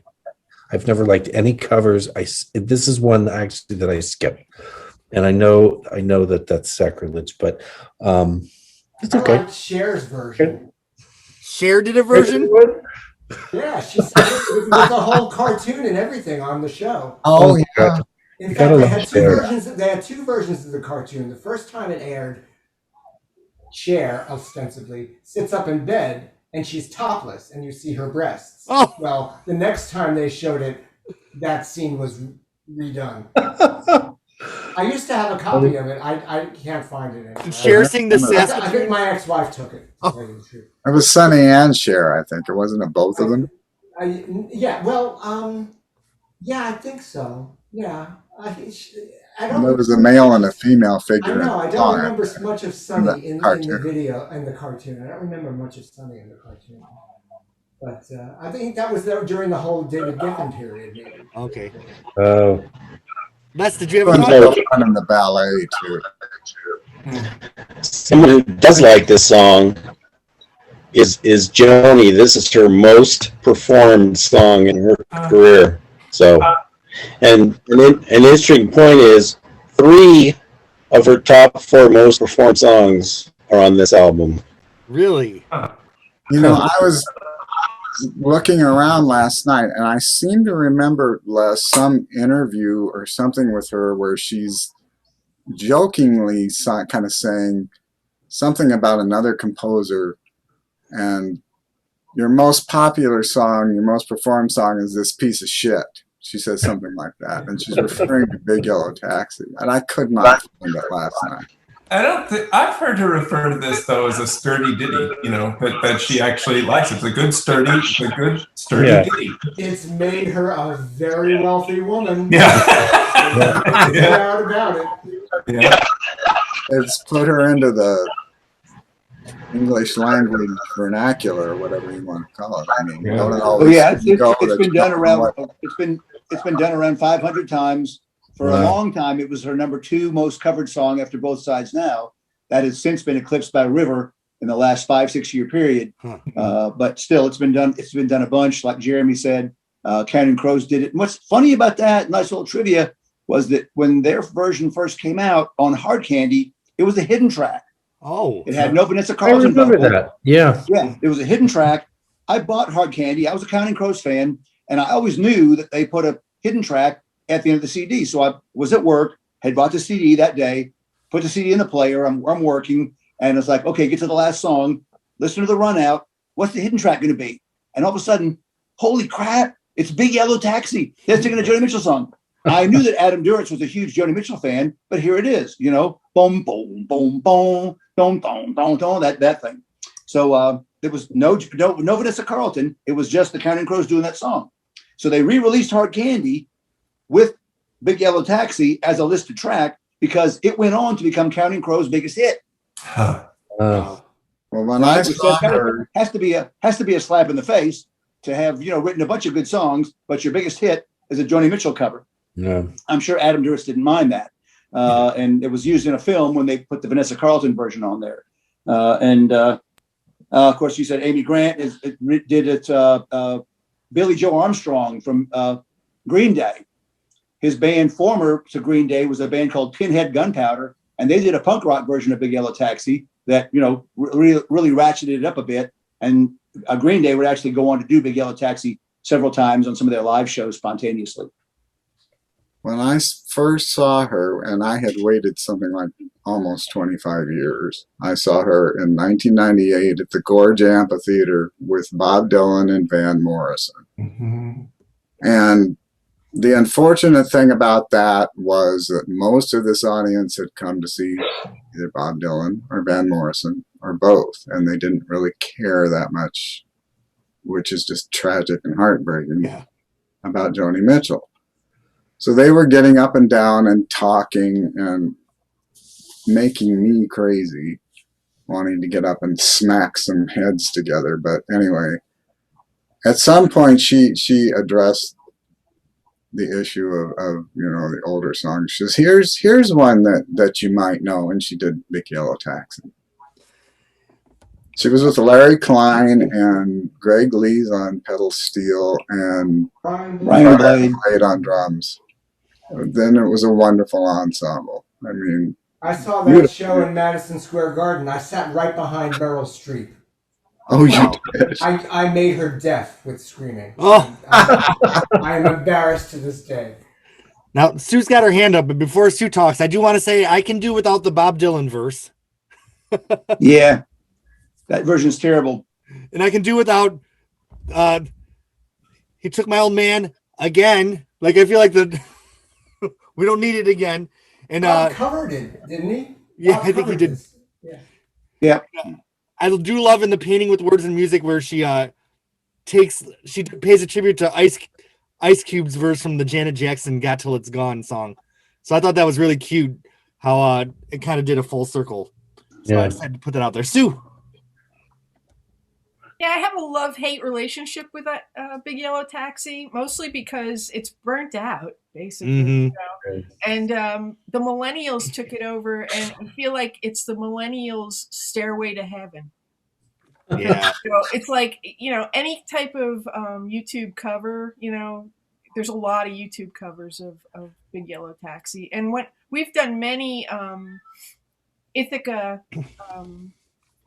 Joni Mitchell tributes, we did like over 10 of them. And, a lot of the Cornell students come down and play and everything, and really great musicians. And they get up and they play Big Yellow Taxi. I go, there's other Joni Mitchell songs you can play. Now, do you all ever struggle? Because you want the kids to get this next generation. Yes, I do. But on the other hand, it's like, leave our Joni alone. So like, I have like mixed emotions. And by the way, it was Q-Tip that was the rapper on the Janet song. Okay. I made a mistake. well, and I want them to dig into the really deep stuff that came later. Yeah, give me the wolf that lives in Lindsay, then we can talk. Yeah, really. Yeah, oh yeah. People that kind Hell of yes. David, I definitely feel that of all these three songs, it's like, come on, I say Joni and you say Circle Game or Woodstock, and I'm like, no, hissing of summer lawns. Well, the other thing that I do appreciate, though, is that she does have, I think that she likes this song, too, because she talks about, the ecological crisis in it. And I think a lot of people picked it up for that, too. And that's why she remade it on Shine. Yeah, right. Because she was one of the first people who started talking about that, and she's certainly not afraid to say, like, see, I told you guys, back in 1970. But again, this is a little bit, another piece of a little bit of that disingenuousness of sort of, saying, we squandered it, I mean, she's released it again. This is her I told you so. Yeah. I'll say it again. You know, I mean, it didn't Yeah, work the first time. Maybe it'll work this time. But I will say I love the Shine version. I hated the Miles of Isles version of the song. Oh, yeah, right. Oh, I know. Yeah, not good. Not good. And it's another one of those songs in Open D where, you know, it's the iconic Joni run, you know, so. Did she say this was her tribute to Bo Diddley, or am I imagining things? Was it a Well, different No, that song? was Dr. Junk, the dentist man. Okay. But she always had some kind of rock ditty in her sets, you know. I mean, she loves rock and roll, so you know she likes to play those type of songs, and you know. Like she said on Shadows and Light, we'd like to rock and roll, you know. You know, it's like with "Raised on Robbery" too. I mean, that's a great song. It is. You know, it's like a rock and roll song. I mean, she loves to have at least one song like that on her albums. Don Juan's Reckless Daughter is all, you know,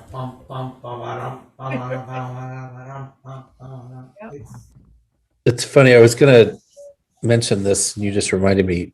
Since the last time we did one of these, my daughter, who's 14, has been doing school from home. She does this one group called Girls Group, and she was at the dining room table, and I really wasn't eavesdropping, but the teacher was talking about music and what music do you like, what music do you like, and they were all giving opinions, and the teacher said, "Oh, I like Joni Mitchell," and my ears kind of perked up.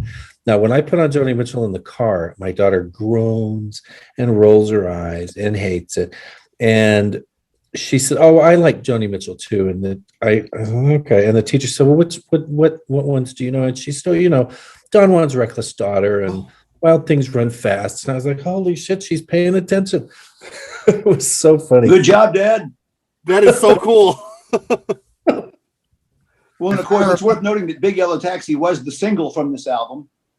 The only single released. It reached number 67, which didn't do very well. Do you know what the B-side was? Maybe Rainy Night House? That's what I thought. In my mind, for some reason, I thought Rainy Night House.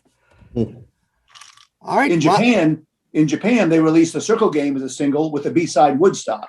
Oh. Well, if I remember right, in the ballet, when she sings the Shine version, or when they play the Shine version of Big Yellow Taxi, there's a little girl that goes in and out of the ballet. And if I remember right, there's a woman that rushes past all of the other singers, and she's very businesslike. She's got a briefcase under her and a hat on. And in the final verse, the little girl runs across, and she's in the same outfit. And they stop her, and she kind of shrugs her shoulders, takes off the coat, and kneels down on the stage with a peace sign. Oh. So it's almost like passing the torch or something. And it's interesting, Sue, that you said that the song was the Millennials' Stairway to Heaven. And it is the beginning of. Is this where Joni really starts talking about the environment? Because then, you know, we're back to that with Banquet a couple albums later, and something that she did think about the rest of her career. So, I don't have anything else to say about Big Yellow Taxi. Does anybody? All I'll say is that the Counting Crows cover version spawned many college a cappella groups covers of that arrangement. I mean, many. Sure. They all had to do it. Boom, boom, boom, boom, boom, boom, boom, boom. Well, they didn't have the Saskatoons, so. No, that's true. I got one. It's mostly a question. So Joni claimed a lot that, you know, nobody was doing environmental stuff back then. And, you know, I sure remember going to Earth Day, and, you know, I really just want to question that a little bit, or get other people's sense of whether she actually was unique or even you know, in the forefront about environmental stuff at that point. Well, now Earth Day, though, I think, didn't that start in 72?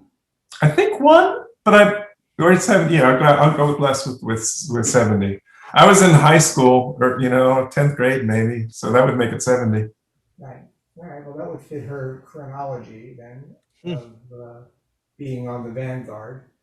And even, you know, in junior high school, we were, which is, you know, late 60s. we were doing, cleaning up the streams, the local streams and stuff. So environmentalism was certainly around then. Whether she was as a star, alone and taking it as her issue, I don't know. But that's never struck me as right when she claims that kind of stuff. Seems a little revisionist. But I don't know. Well, she did a Save the Whales benefit somewhere in that time period, didn't she? Yeah, that was great. That was 76, I think. Later. And then Tough on Toxics in 1986. In the Amkitka concert, she was up lunch Greenpeace. That was 70.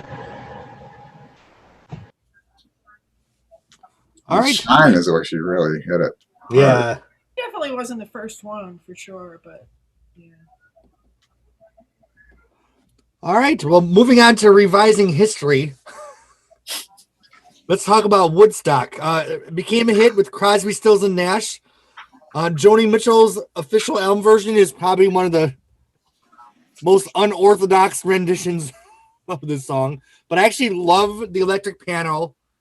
I love her yodeling at the end. Her interesting. The delivery is just so. I don't know if raw is the word or unorthodox, but no matter what version I hear the song, this is the version that I love. And I do also love her Shadows and Light version with her in the guitar. Oh yeah, that's amazing. It's like, you're revisiting it 10 years later, and there's just something that really did it for me with that version. There was a Fender Rhodes that was on sale on eBay, purported to have been owned by Joni Mitchell. Oh. Further, this was a long time ago. In fact, it was so long ago. I believe that there was speculation that it was being placed there by John Guerin, who might have become the owner of it. Okay. After their relationship. Mm. So I've always thought, oh my God, it was a silver metal flake piece. She might have actually used it when on the LA Express tour. I'm not certain about that, but boy, did I want to bid on it. Did she use the Fender Rhodes in any other songs besides this one? Not that I'm aware of. It's interesting that she didn't do it on the piano. I mean, I guess you kind of have that electric piano sound with Taming the Tiger all those years later. There's kind of a similar sound to something on Mingus. Oh, okay. Herbie Hancock's. Dance. I think Sucker Dance. Yeah. There's something that sounds like it. I don't know if it's a Fender Rhodes though. But she wasn't playing the Fender. Wasn't it Herbie Hancock doing that? Yeah, Herbie Hancock. Yeah. Well, that's probably not.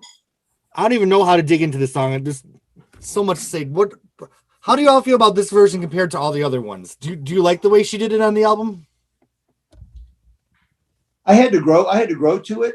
I love the Fender Rhodes. The yodeling, the first time I heard it was very off-putting to me, but I've since come to really love it and take it as almost a mournful sound of the potential of what could have been and was not at the time. But yeah, it's of course this song has been released from her 4 different times on Ladies of the Canyon, on Miles of Isles, on Shadows and Light, on Travelogue. So it's been released 4 times, which I don't think any song of hers holds that same distinction. Very differently on all of them. Yeah, very differently. Very different. All 4 versions are so different. Mm. Well, this first version, when I first became familiar with it, I found the vocalization at the end very off-putting. And there was a big discussion on the JMDL about the "he does" and who liked that and who didn't. Some of you probably remember it, but I'm like Bob. I've kind of grown into it, though. I've come to appreciate it more. I've never felt that the song on this particular record was meant to be mournful or dirge-like. I see it more as almost like a reverent calling to a ritual or rite or some kind of religious gathering. There's an intimacy. She didn't go. It demands an intimacy. This is a solitary takeaway. It's really, it talks about this grand event of mass humanity and just focuses it to such a soulful, personal level. It's extraordinary. Her level of emoting is turned up to 10. And I think she said that it's written from the perspective of the kid that was not able to go, because she didn't go. She could have gone, but Elliot Roberts and David Geffen didn't think she could get back out in time to be on the Dick Cavett show. So this was the festival took place in the town of White Lake, New York. My family rented a bungalow for the entire summers for every summer up until 1969. The reason we did not go that year was because my brother was serving in Vietnam, and my parents did not want to be away from home if bad news came. So they kept the family home. Wow. We didn't go up that summer, and of course, that was the summer. I remember drinking Yasgur Farms milk in Wow. It's so I am the kid who didn't go. Thank you. David, I saw your hand was up. No, I guess I just wanted to say this took me a long while to grow into this version particularly, and it was when I heard it on the radio and afterwards that DJ said, "Boy, you can tell she really wasn't going for a commercial hit sound there, was she?" And when I heard that, I thought, "Oh, okay, open up, David." Well, my brother once made the comment it was the worst version of Woodstock ever, and I said she wrote it. I didn't really care for Crosby, Stills and Nash's version. I find it kind of boring. Yeah. When Crosby, Stills. Go ahead, Chris. No, go ahead. No, go talk about Crosby, Stills and Nash. I was going to say Crosby, Stills, Nash and Young had a huge hit, made Joni lots and lots of money. Sure. Matthews Southern Comfort in the UK, Ian Matthews Band, also had a huge hit with this one, which was covered. Their version, which is a whole different arrangement of the song, was covered a whole lots and lots of times by American bands and UK bands. So the songs in the top are definitely in the top 10 of most covered songs. What else about Woodstock? They won a Grammy. Yeah. Back in the Travelogue version won a Grammy. Okay, and how many covers were there, Bob? Currently 374. Wow. And one of the more interesting ones, in 1971, a Hong Kong folk singer named Agnes Chan did a version of it, released in Hong Kong. And this was I'm thinking of Circle Game. Sorry, we'll get to that one. She didn't do Woodstock. We'll get to Circle Game. Did you say, Chris, yeah, did 374 Woodstock. This one a Grammy? Are interpretations of the CSNY or the Matthew Southern Comfort. But one of the most interesting ones is a band called Godfrey Daniels that put out a record where they interpreted 70s classic rock songs as different songs from the 50s. And they took Woodstock and reinterpreted it as a song called Stranded in the Jungle by the Cadets, which came out in 56. It's truly bizarre, but it's really funny. That's cool. Yeah, this one has gone to strange places in the cover. That's high concept. Yeah. I like David Robbins' version where they put Pinball Wizard in the Oh, middle. yeah. That's awesome. That's clever. Yeah. That's what was playing. That's what was playing at the time. Question though, Melanie's Candles in the Rain. There's Lay Down, but there's Candles in the Rain, which in my mind is kind of, for me, is the prelude to Lay Down.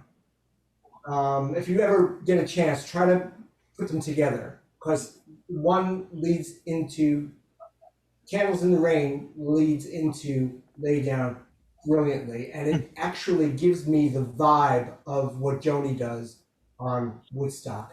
Does anybody know the timing of when Lay Down when Candles in the Rain came out for Melody.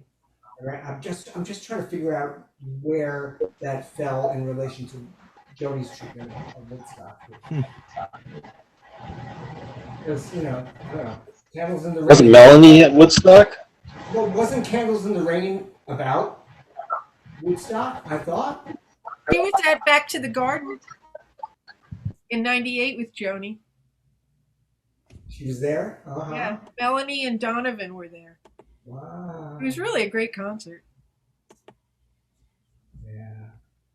I love Woodstock. I think it's an amazing, going off of what Mark said, I think of it as a hymn. It's really a hymn, for the generation. I mean, I appreciate the Crosby, Stills, Nash and Young version, but I kind of feel bad that it was, that it overshadowed her version because, there's so much wisdom in it, Mhm. I think their version doesn't catch the lyrics as much as hers does, right? The Yeah, whole right. concept of we're stardust, we're golden, we've got to get ourselves back to the garden. Yeah. We're caught in the devil's bargain. I mean, you hear that in her version of it. In Crosby, Stills, Nash and Young, they're rocking and rolling it so hard Right. that you really don't get that. Yeah, lyrical. you don't get the message of it, it's Right. it's and it's really an iconic song that I think she wrote it in the I mean, I get the whole part that she's somebody who didn't go, but as somebody who didn't go, she capsulated the whole thing into Yeah. She was, a The timeless song. distance gave her the perspective almost. Yeah. yeah, she was the observer. Yeah, and she got the real message of what was really going on. It was peaceful during a time that was so bloody and horrible. Yeah.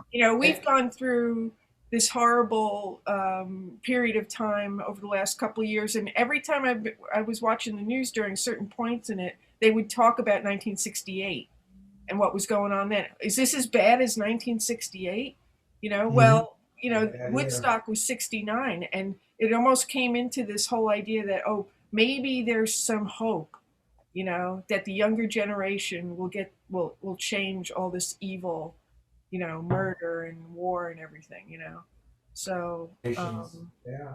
I mean, I think that she really nailed it, Well, And it was that Dick Cavett show was so funny too, because it's like, here she is, and all these people come in dirty from the mud and everything, and she was very gracious, She was responding to media reports, and at the same time she was getting a first-hand account from people who she had emotional trust. Right. Mhm. And they were informing her as well, and she gelled something out of it that was bigger than both perspectives in my mind. And that's her genius. I mean, when you were talking before about I can't remember what song we were talking about, but you were saying, she had just written it. She did that all the time. Yeah. She would come on stage. Hey, I just wrote this song called "Both Sides Now." Yeah, 2 days ago or whatever. Yeah. And then she would come. No big deal. And she'd say, I wrote this song, about being free. She didn't even have a title for it yet. She didn't even call it Cactus Tree yet. And she got on stage and sang it. So, this stuff, like I said, she's like fully formed. It just And the Cavett performances are just riveting. I mean, when you see those performances, you just have. I hold my breath when I watch her play and sing those songs. Yeah. She's wonderful. One of the things that I kind of wonder about, though, she performed Willie. She did. And it was David Crosby and Stephen Stills that showed up on the show, and Graham was not there. But she did perform Willie on that show. And I wonder if she would have done it if he was there. I don't know. All right. Any thoughts on Woodstock? All right. We're moving on to the last song. This is a song that was written in 1966. Is that the copyright? Wait, Correct. One last thought on Oh, yeah. Woodstock. I'm so sorry. Sure. I just want to point out that for me, the travelogue version is so successful because sonically, what I hear in Vince Mendoza's instrumentation, the way he arranged it, was the synthesis of Chief Seattle and Lyndon Johnson. I'm hearing both of those come together in that arrangement. So if you hear it again, listen for the militaristic sort of march to war, the politics, and listen for the environmental, the natural. It's there. It's all there. It's really well done, I think. Cool. All right, so we're moving on to the closing song on what a strange album. I didn't even realize till we discussed it. I have a lot to think about when this is over. The Circle Game was written. The copyright was 1966, I believe. This Correct. is a song she'd been performing a lot. It was a hit by Tom Rush originally, correct? Yep. It's a song that, much like Both Sides Now, takes different stages or different perspectives and kindly, neatly packages the whole human experience into a catchy song with a few verses and a chorus. It really is the meaning of life or the experience of life wrapped into a song. In the whole repertoire of Joni Mitchell, The Circle Game isn't one of my favorites, but I think as a piece of writing and for its importance, you got to give it credit for what it is. Who wants to jump in and talk about The Circle Game? Bob. So, of course, it's a great song. It's an iconic song. As we all know, it's a response to Neil Young's Sugar Mountain, where he sings "You Can't Be 20" on Sugar Mountain. She responds to that by putting out Circle Game. And she records it in 1970. By that time, there were 15 versions that had been recorded. Wow. More prominently, of course, you mentioned Tom Rush. Buffy St. Marie did it, and the Canadian duo Ian and Sylvia did it. What was interesting about them was they wanted to make it a hit. Well, the Circle Game's a 5-minute plus song. Yeah. If you sing it the way that it's written, it's 5 minutes plus. So they condensed it. They didn't take anything out, but they just really sped it up. And the seasons, they go round and round, and the painted ponies go up and down. So they get a 3-minute song by just smushing it. Just to get to my earlier reference, this Hong Kong folk singer Agnes Chan in 1971 either picked up on the Ian and Sylvia version or the Buffy St. Marie version. We don't know yet, but she released this song in Hong Kong, and it became a huge hit for her. And she never said that it was a Joni Mitchell song. She never said it was from Buffy St. Marie or Ian and Sylvia. So everyone thought in Asia, this was her song. Oh. So all these Asian artists, instrumentalists, folk singers, other artists start recording this song. So from 71 to 73, you've got about 35, 40 covers, all from Asia, which is really fascinating because a lot of them have a hard time singing the lyrics of the song just because of Asian dialect, singing child and words like that. That maybe sounds racist. I don't mean to be, but really, really fascinating how the song burgeoned in Asia after 1971's version. But it's a great song. I mean, I have a son who's now 35, but I know less, and others have kids that have grown up. And when you watch a child grow up, you can definitely relate to the song in terms of how fast that carousel goes round and round. And what our painted ponies are all of a sudden car wheels, and there they go. I mean, it's an exquisite piece of writing. For sure, beautiful. There was a graphic that I think, Les, did you do the graphic, the motion graphic that sort of plotted out the covers and showed the, as they were replacing each other? Yeah. Does that correspond to the Circle Game move up in that zone when, as Bob was describing, the Asian versions were all being done? I don't know. I'll have to look at that again. You know, Bob? Yeah, I mean, I'm sure there would be Because in the, of course, Both Sides Now was always running. Big Yellow Taxi took off and then would die out.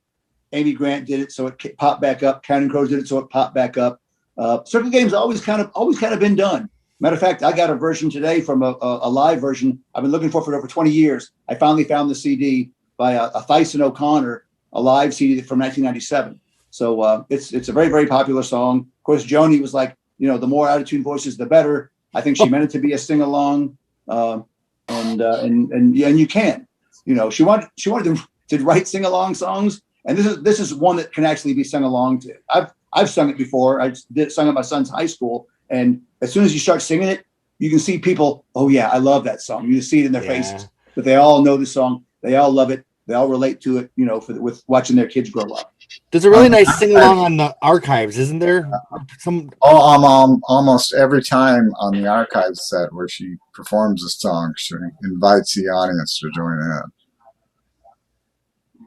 Almost every. Bob, what was the rank for the Circle game? I may have missed it. 281 covers to date, so it's like probably number 6 or 7. Yeah, that's one of the. She's very proud of it. Including her ex-husband Chuck Mitchell recorded the song on his 1977 record. Really nice. Yeah.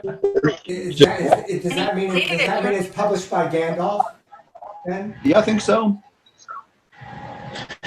And interestingly, this is the 14th most performed song in her repertoire. She's got 13 other songs that she performed more than this.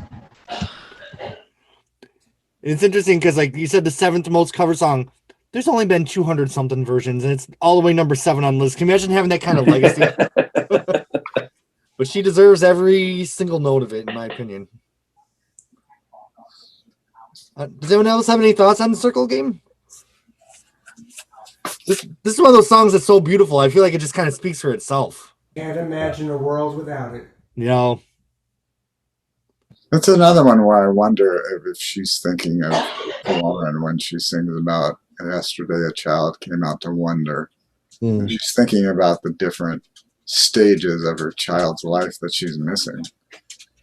That's just something I've wondered about. I don't know. Certainly relevant, I think. Well, Ladies of the Canyon, it's definitely been an interesting ride. It's a strange record. It's a stranger record than I remembered. Me too. Yeah. I don't often listen to it from beginning to end, and it's not nearly as cohesive as some of her other stuff in a way. Like when we did Clouds last month. Oh, go ahead. I think only Clouds is a less cohesive album than Ladies of the Canyon. I've always thought it that way too. Ladies of the Canyon has, in spite of the fact that it has these weird songs on the second side, to me it has an atmosphere to it. Yeah. It's consistent throughout. The word that I want is not there at the moment. Don't get old, people. And even if you think of the way the record's framed, we talked about the album starting out with Morning Morgantown, which is her fantasy morning with her daughter. Yep. And then the song ends with a song about the evolution and growing up of, the boy, but, it could very well be related to her own child. And I know we touched on this, but the way her albums are sequenced is definitely very deliberate. Oh yeah. She took great care with each one. Yeah. She referred to this period too, sort of with an idea, the sense that she was under pressure to perform a role, you know what I mean, to be a certain type of singer, whether it was the helium voice or but there were definitely elements of progression all the way through this. Yeah. I mean, this was not a formulaic album. No. Not with the arrangement on it. That's for sure. But no, she's, again, this is a little bit of her revisionist history. She will remember certain things about what it was perhaps to create in a certain period, and there's certain things about that she will allow to color her recollection of of that work. This happened with Mingus. It's happened with Dog Eat Dog. I mean, this happens for her, and I'd love for somebody to figure this one out, why that is. Right. I mean, because in some ways, she is. I find that she is almost the least objective about her work, but Yeah. nobody should be better at it than her. Mm-hmm. And it's a little bit of a dichotomy. I can't figure it out why. But. Well, and Sue, back to the circle game, Sue, of early videos of her playing the song, like most guitar players, they're like this underneath the fretboard. She would, at some point in the song, she would go over the top with her thumb. Mm-hmm. She did that over bar on a lot of songs. She did that on Michael from Mountains too. Okay. And the reason why she does it is that she doesn't cover all the strings. It's a better way to get like only some of the strings. Like with this song, the best chord in the song is when she goes onto the 4th fret and just covers the bottom 4 strings. So it just sounds so great, I've always wondered if she maybe, well, I didn't always wonder, but in recent years, I've wondered if she wasn't really comfortable with being labeled as the queen of the flower children. I mean, that this was not really who she was. Mm-hmm. Mm-hmm. She was not the lady of the canyon in that sense. I'm not expressing myself very well, but she was not some emotionally fragile person. She was strong as hell. Yeah. She did go through a period, and when she made Blue, she was really, really down there. I mean, a lot of different things happened. We'll talk about that next time, but she was a strong woman. I mean, she went through a lot of shit in her life and came through it and managed to succeed. So I don't think so much that being this hippie chick was really what she wanted to do. It's interesting because that's how the album's framed. She helped fashion that. Her previous album, she's holding a flower. Yeah. That's true. Yeah. That is true. Mean, this is at some point. I think she didn't. Maybe she didn't realize they're taking me too seriously here. Right. This is don't stop me. Don't make the frame around me just because the picture is rectangular. Well, I think that this album is like this romanticized version of LA and the music scene and Laurel Canyon. By the time she hits Court and Spark, it's become City of the Fallen Angels. Right. Yeah. And she's seen a lot and realized a lot and has grown in a different direction. Still there. I really have to say that one of the things that is sad to me is when people take this version of her, the hippie girl, and like kind of keep it in amber.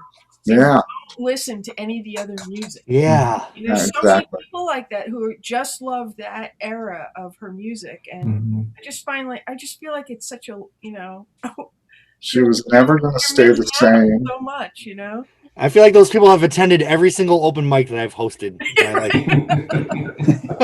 She was never going to stay the same, and life changed her. Yeah. Life changed her point of view. Right. It's such a romantic album in the there's not much cynicism there. There isn't. And I'm remembering something when she's talking about Blue. I think when she's talking about making Blue, and she was saying that there comes a point in your life when you realize to the bottom of your toes that you are an asshole. And I just see that coming. It's like, oops. Well, I think there was a sense of joy when she first got into this whole scene. Yeah. And that's what you hear on Ladies of the Canyon. It's always exciting until it's not. Yeah. Yeah. I think that's one of the problems I have with it, is that it's not bitter and cynical nearly enough for my taste, you know. I think it goes back to what Chris was saying too about the way she looks at the early stuff. I remember in an interview when she did the box set a few years ago, the Love Has Many Faces. Love Has Many Faces. She was she sort of dismissed the first three just completely as early work or something like that. And I think to what David is saying, I think it seems kind of like Blue, she kind of looks at it as a major starting point, and the three that came before that were just sort of warm-ups or something. And I mean, I could see that, but I personally, I like the later stuff better, but I'm very fond of those first three records. This is probably my least favorite version of Joni. I love this, but I like what she became even more. Yeah. And I'm sure we all love this, but this other stuff that's gonna knock our socks off. And it is so, it's what it grieves me, as what we were talking about before, that this is kind of the image that she's sort of stuck with somehow, you know? And it's a real drag. Yeah. As a fan, it's a drag. Because, you know, I say, oh, Joni Mitchell, I love her. And they say, you like, you know. I want her to be stuck with the Mingus perm. Yeah. She still gets called the folk singer all the time. I know. And now the new archives. Yeah, the new archive series isn't going to do anything to diminish that label anytime soon. So, but that's a fascinating. I love the archives.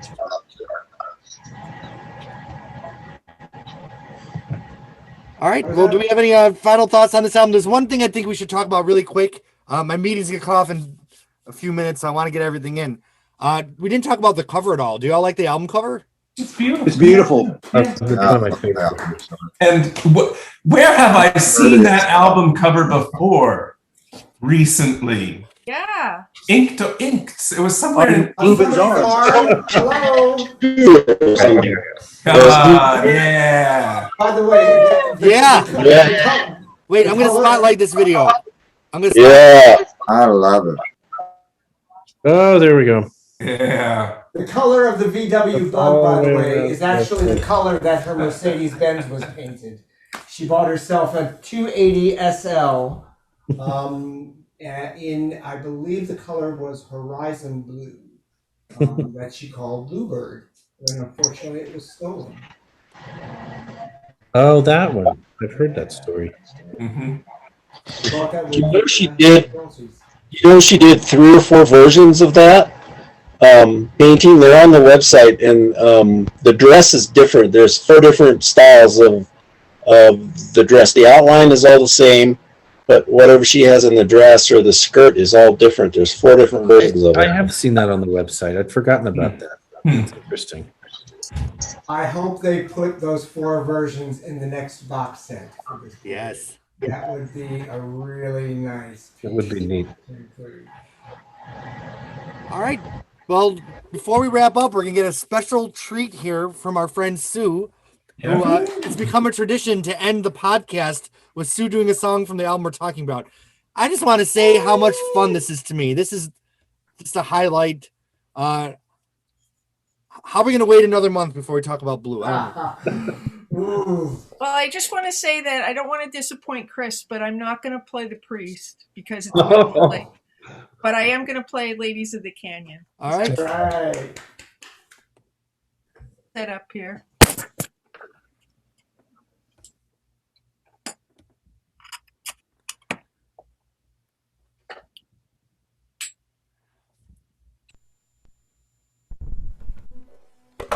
Ooh, make sure I'm in tune.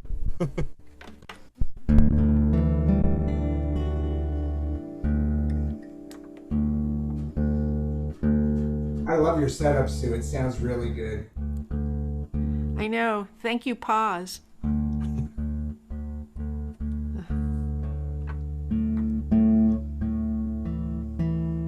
mean, it's really natural. Nothing's forced about it. It's just, it's great. Thanks.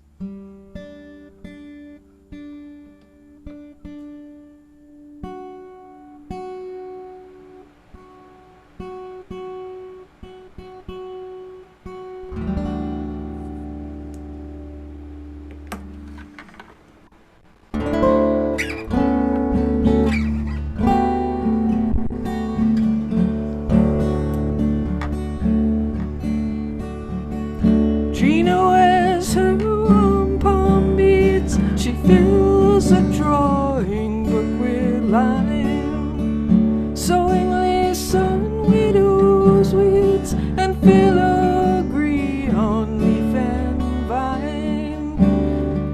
Vine and leaf on filigree, and her coat's a second-hand one, trimmed in antique luxury. She is a lady of the canyon. Do-do-do-do-do-do-do.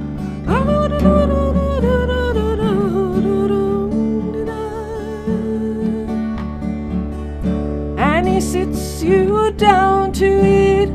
She always makes you welcome in. Cats and babies round her feet, and all are fat and none are thin. None are thin and all are fat. She may make some brownies today, saying you are welcome back.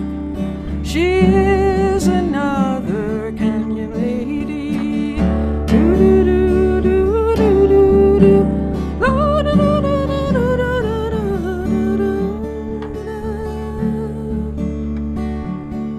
A stray, a circus girl comes wrapped in songs and gypsy shawls. Songs like tiny hammers hurled at beveled mirrors in empty halls. Empty halls and beveled mirrors, sailing seas and climbing banyans. Come out for a visit here to be a lady of the canyon. Ooh-doo-doo-doo-doo-doo-doo.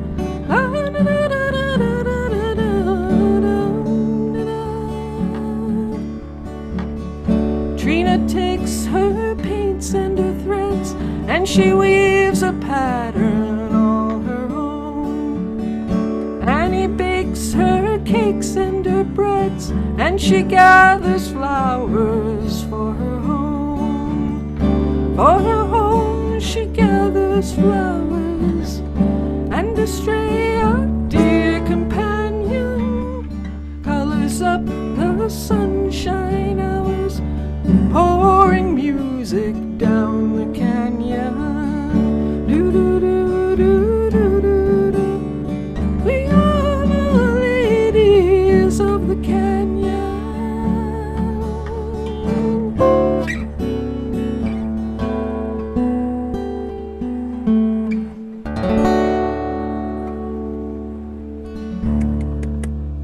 Oh, what a treat.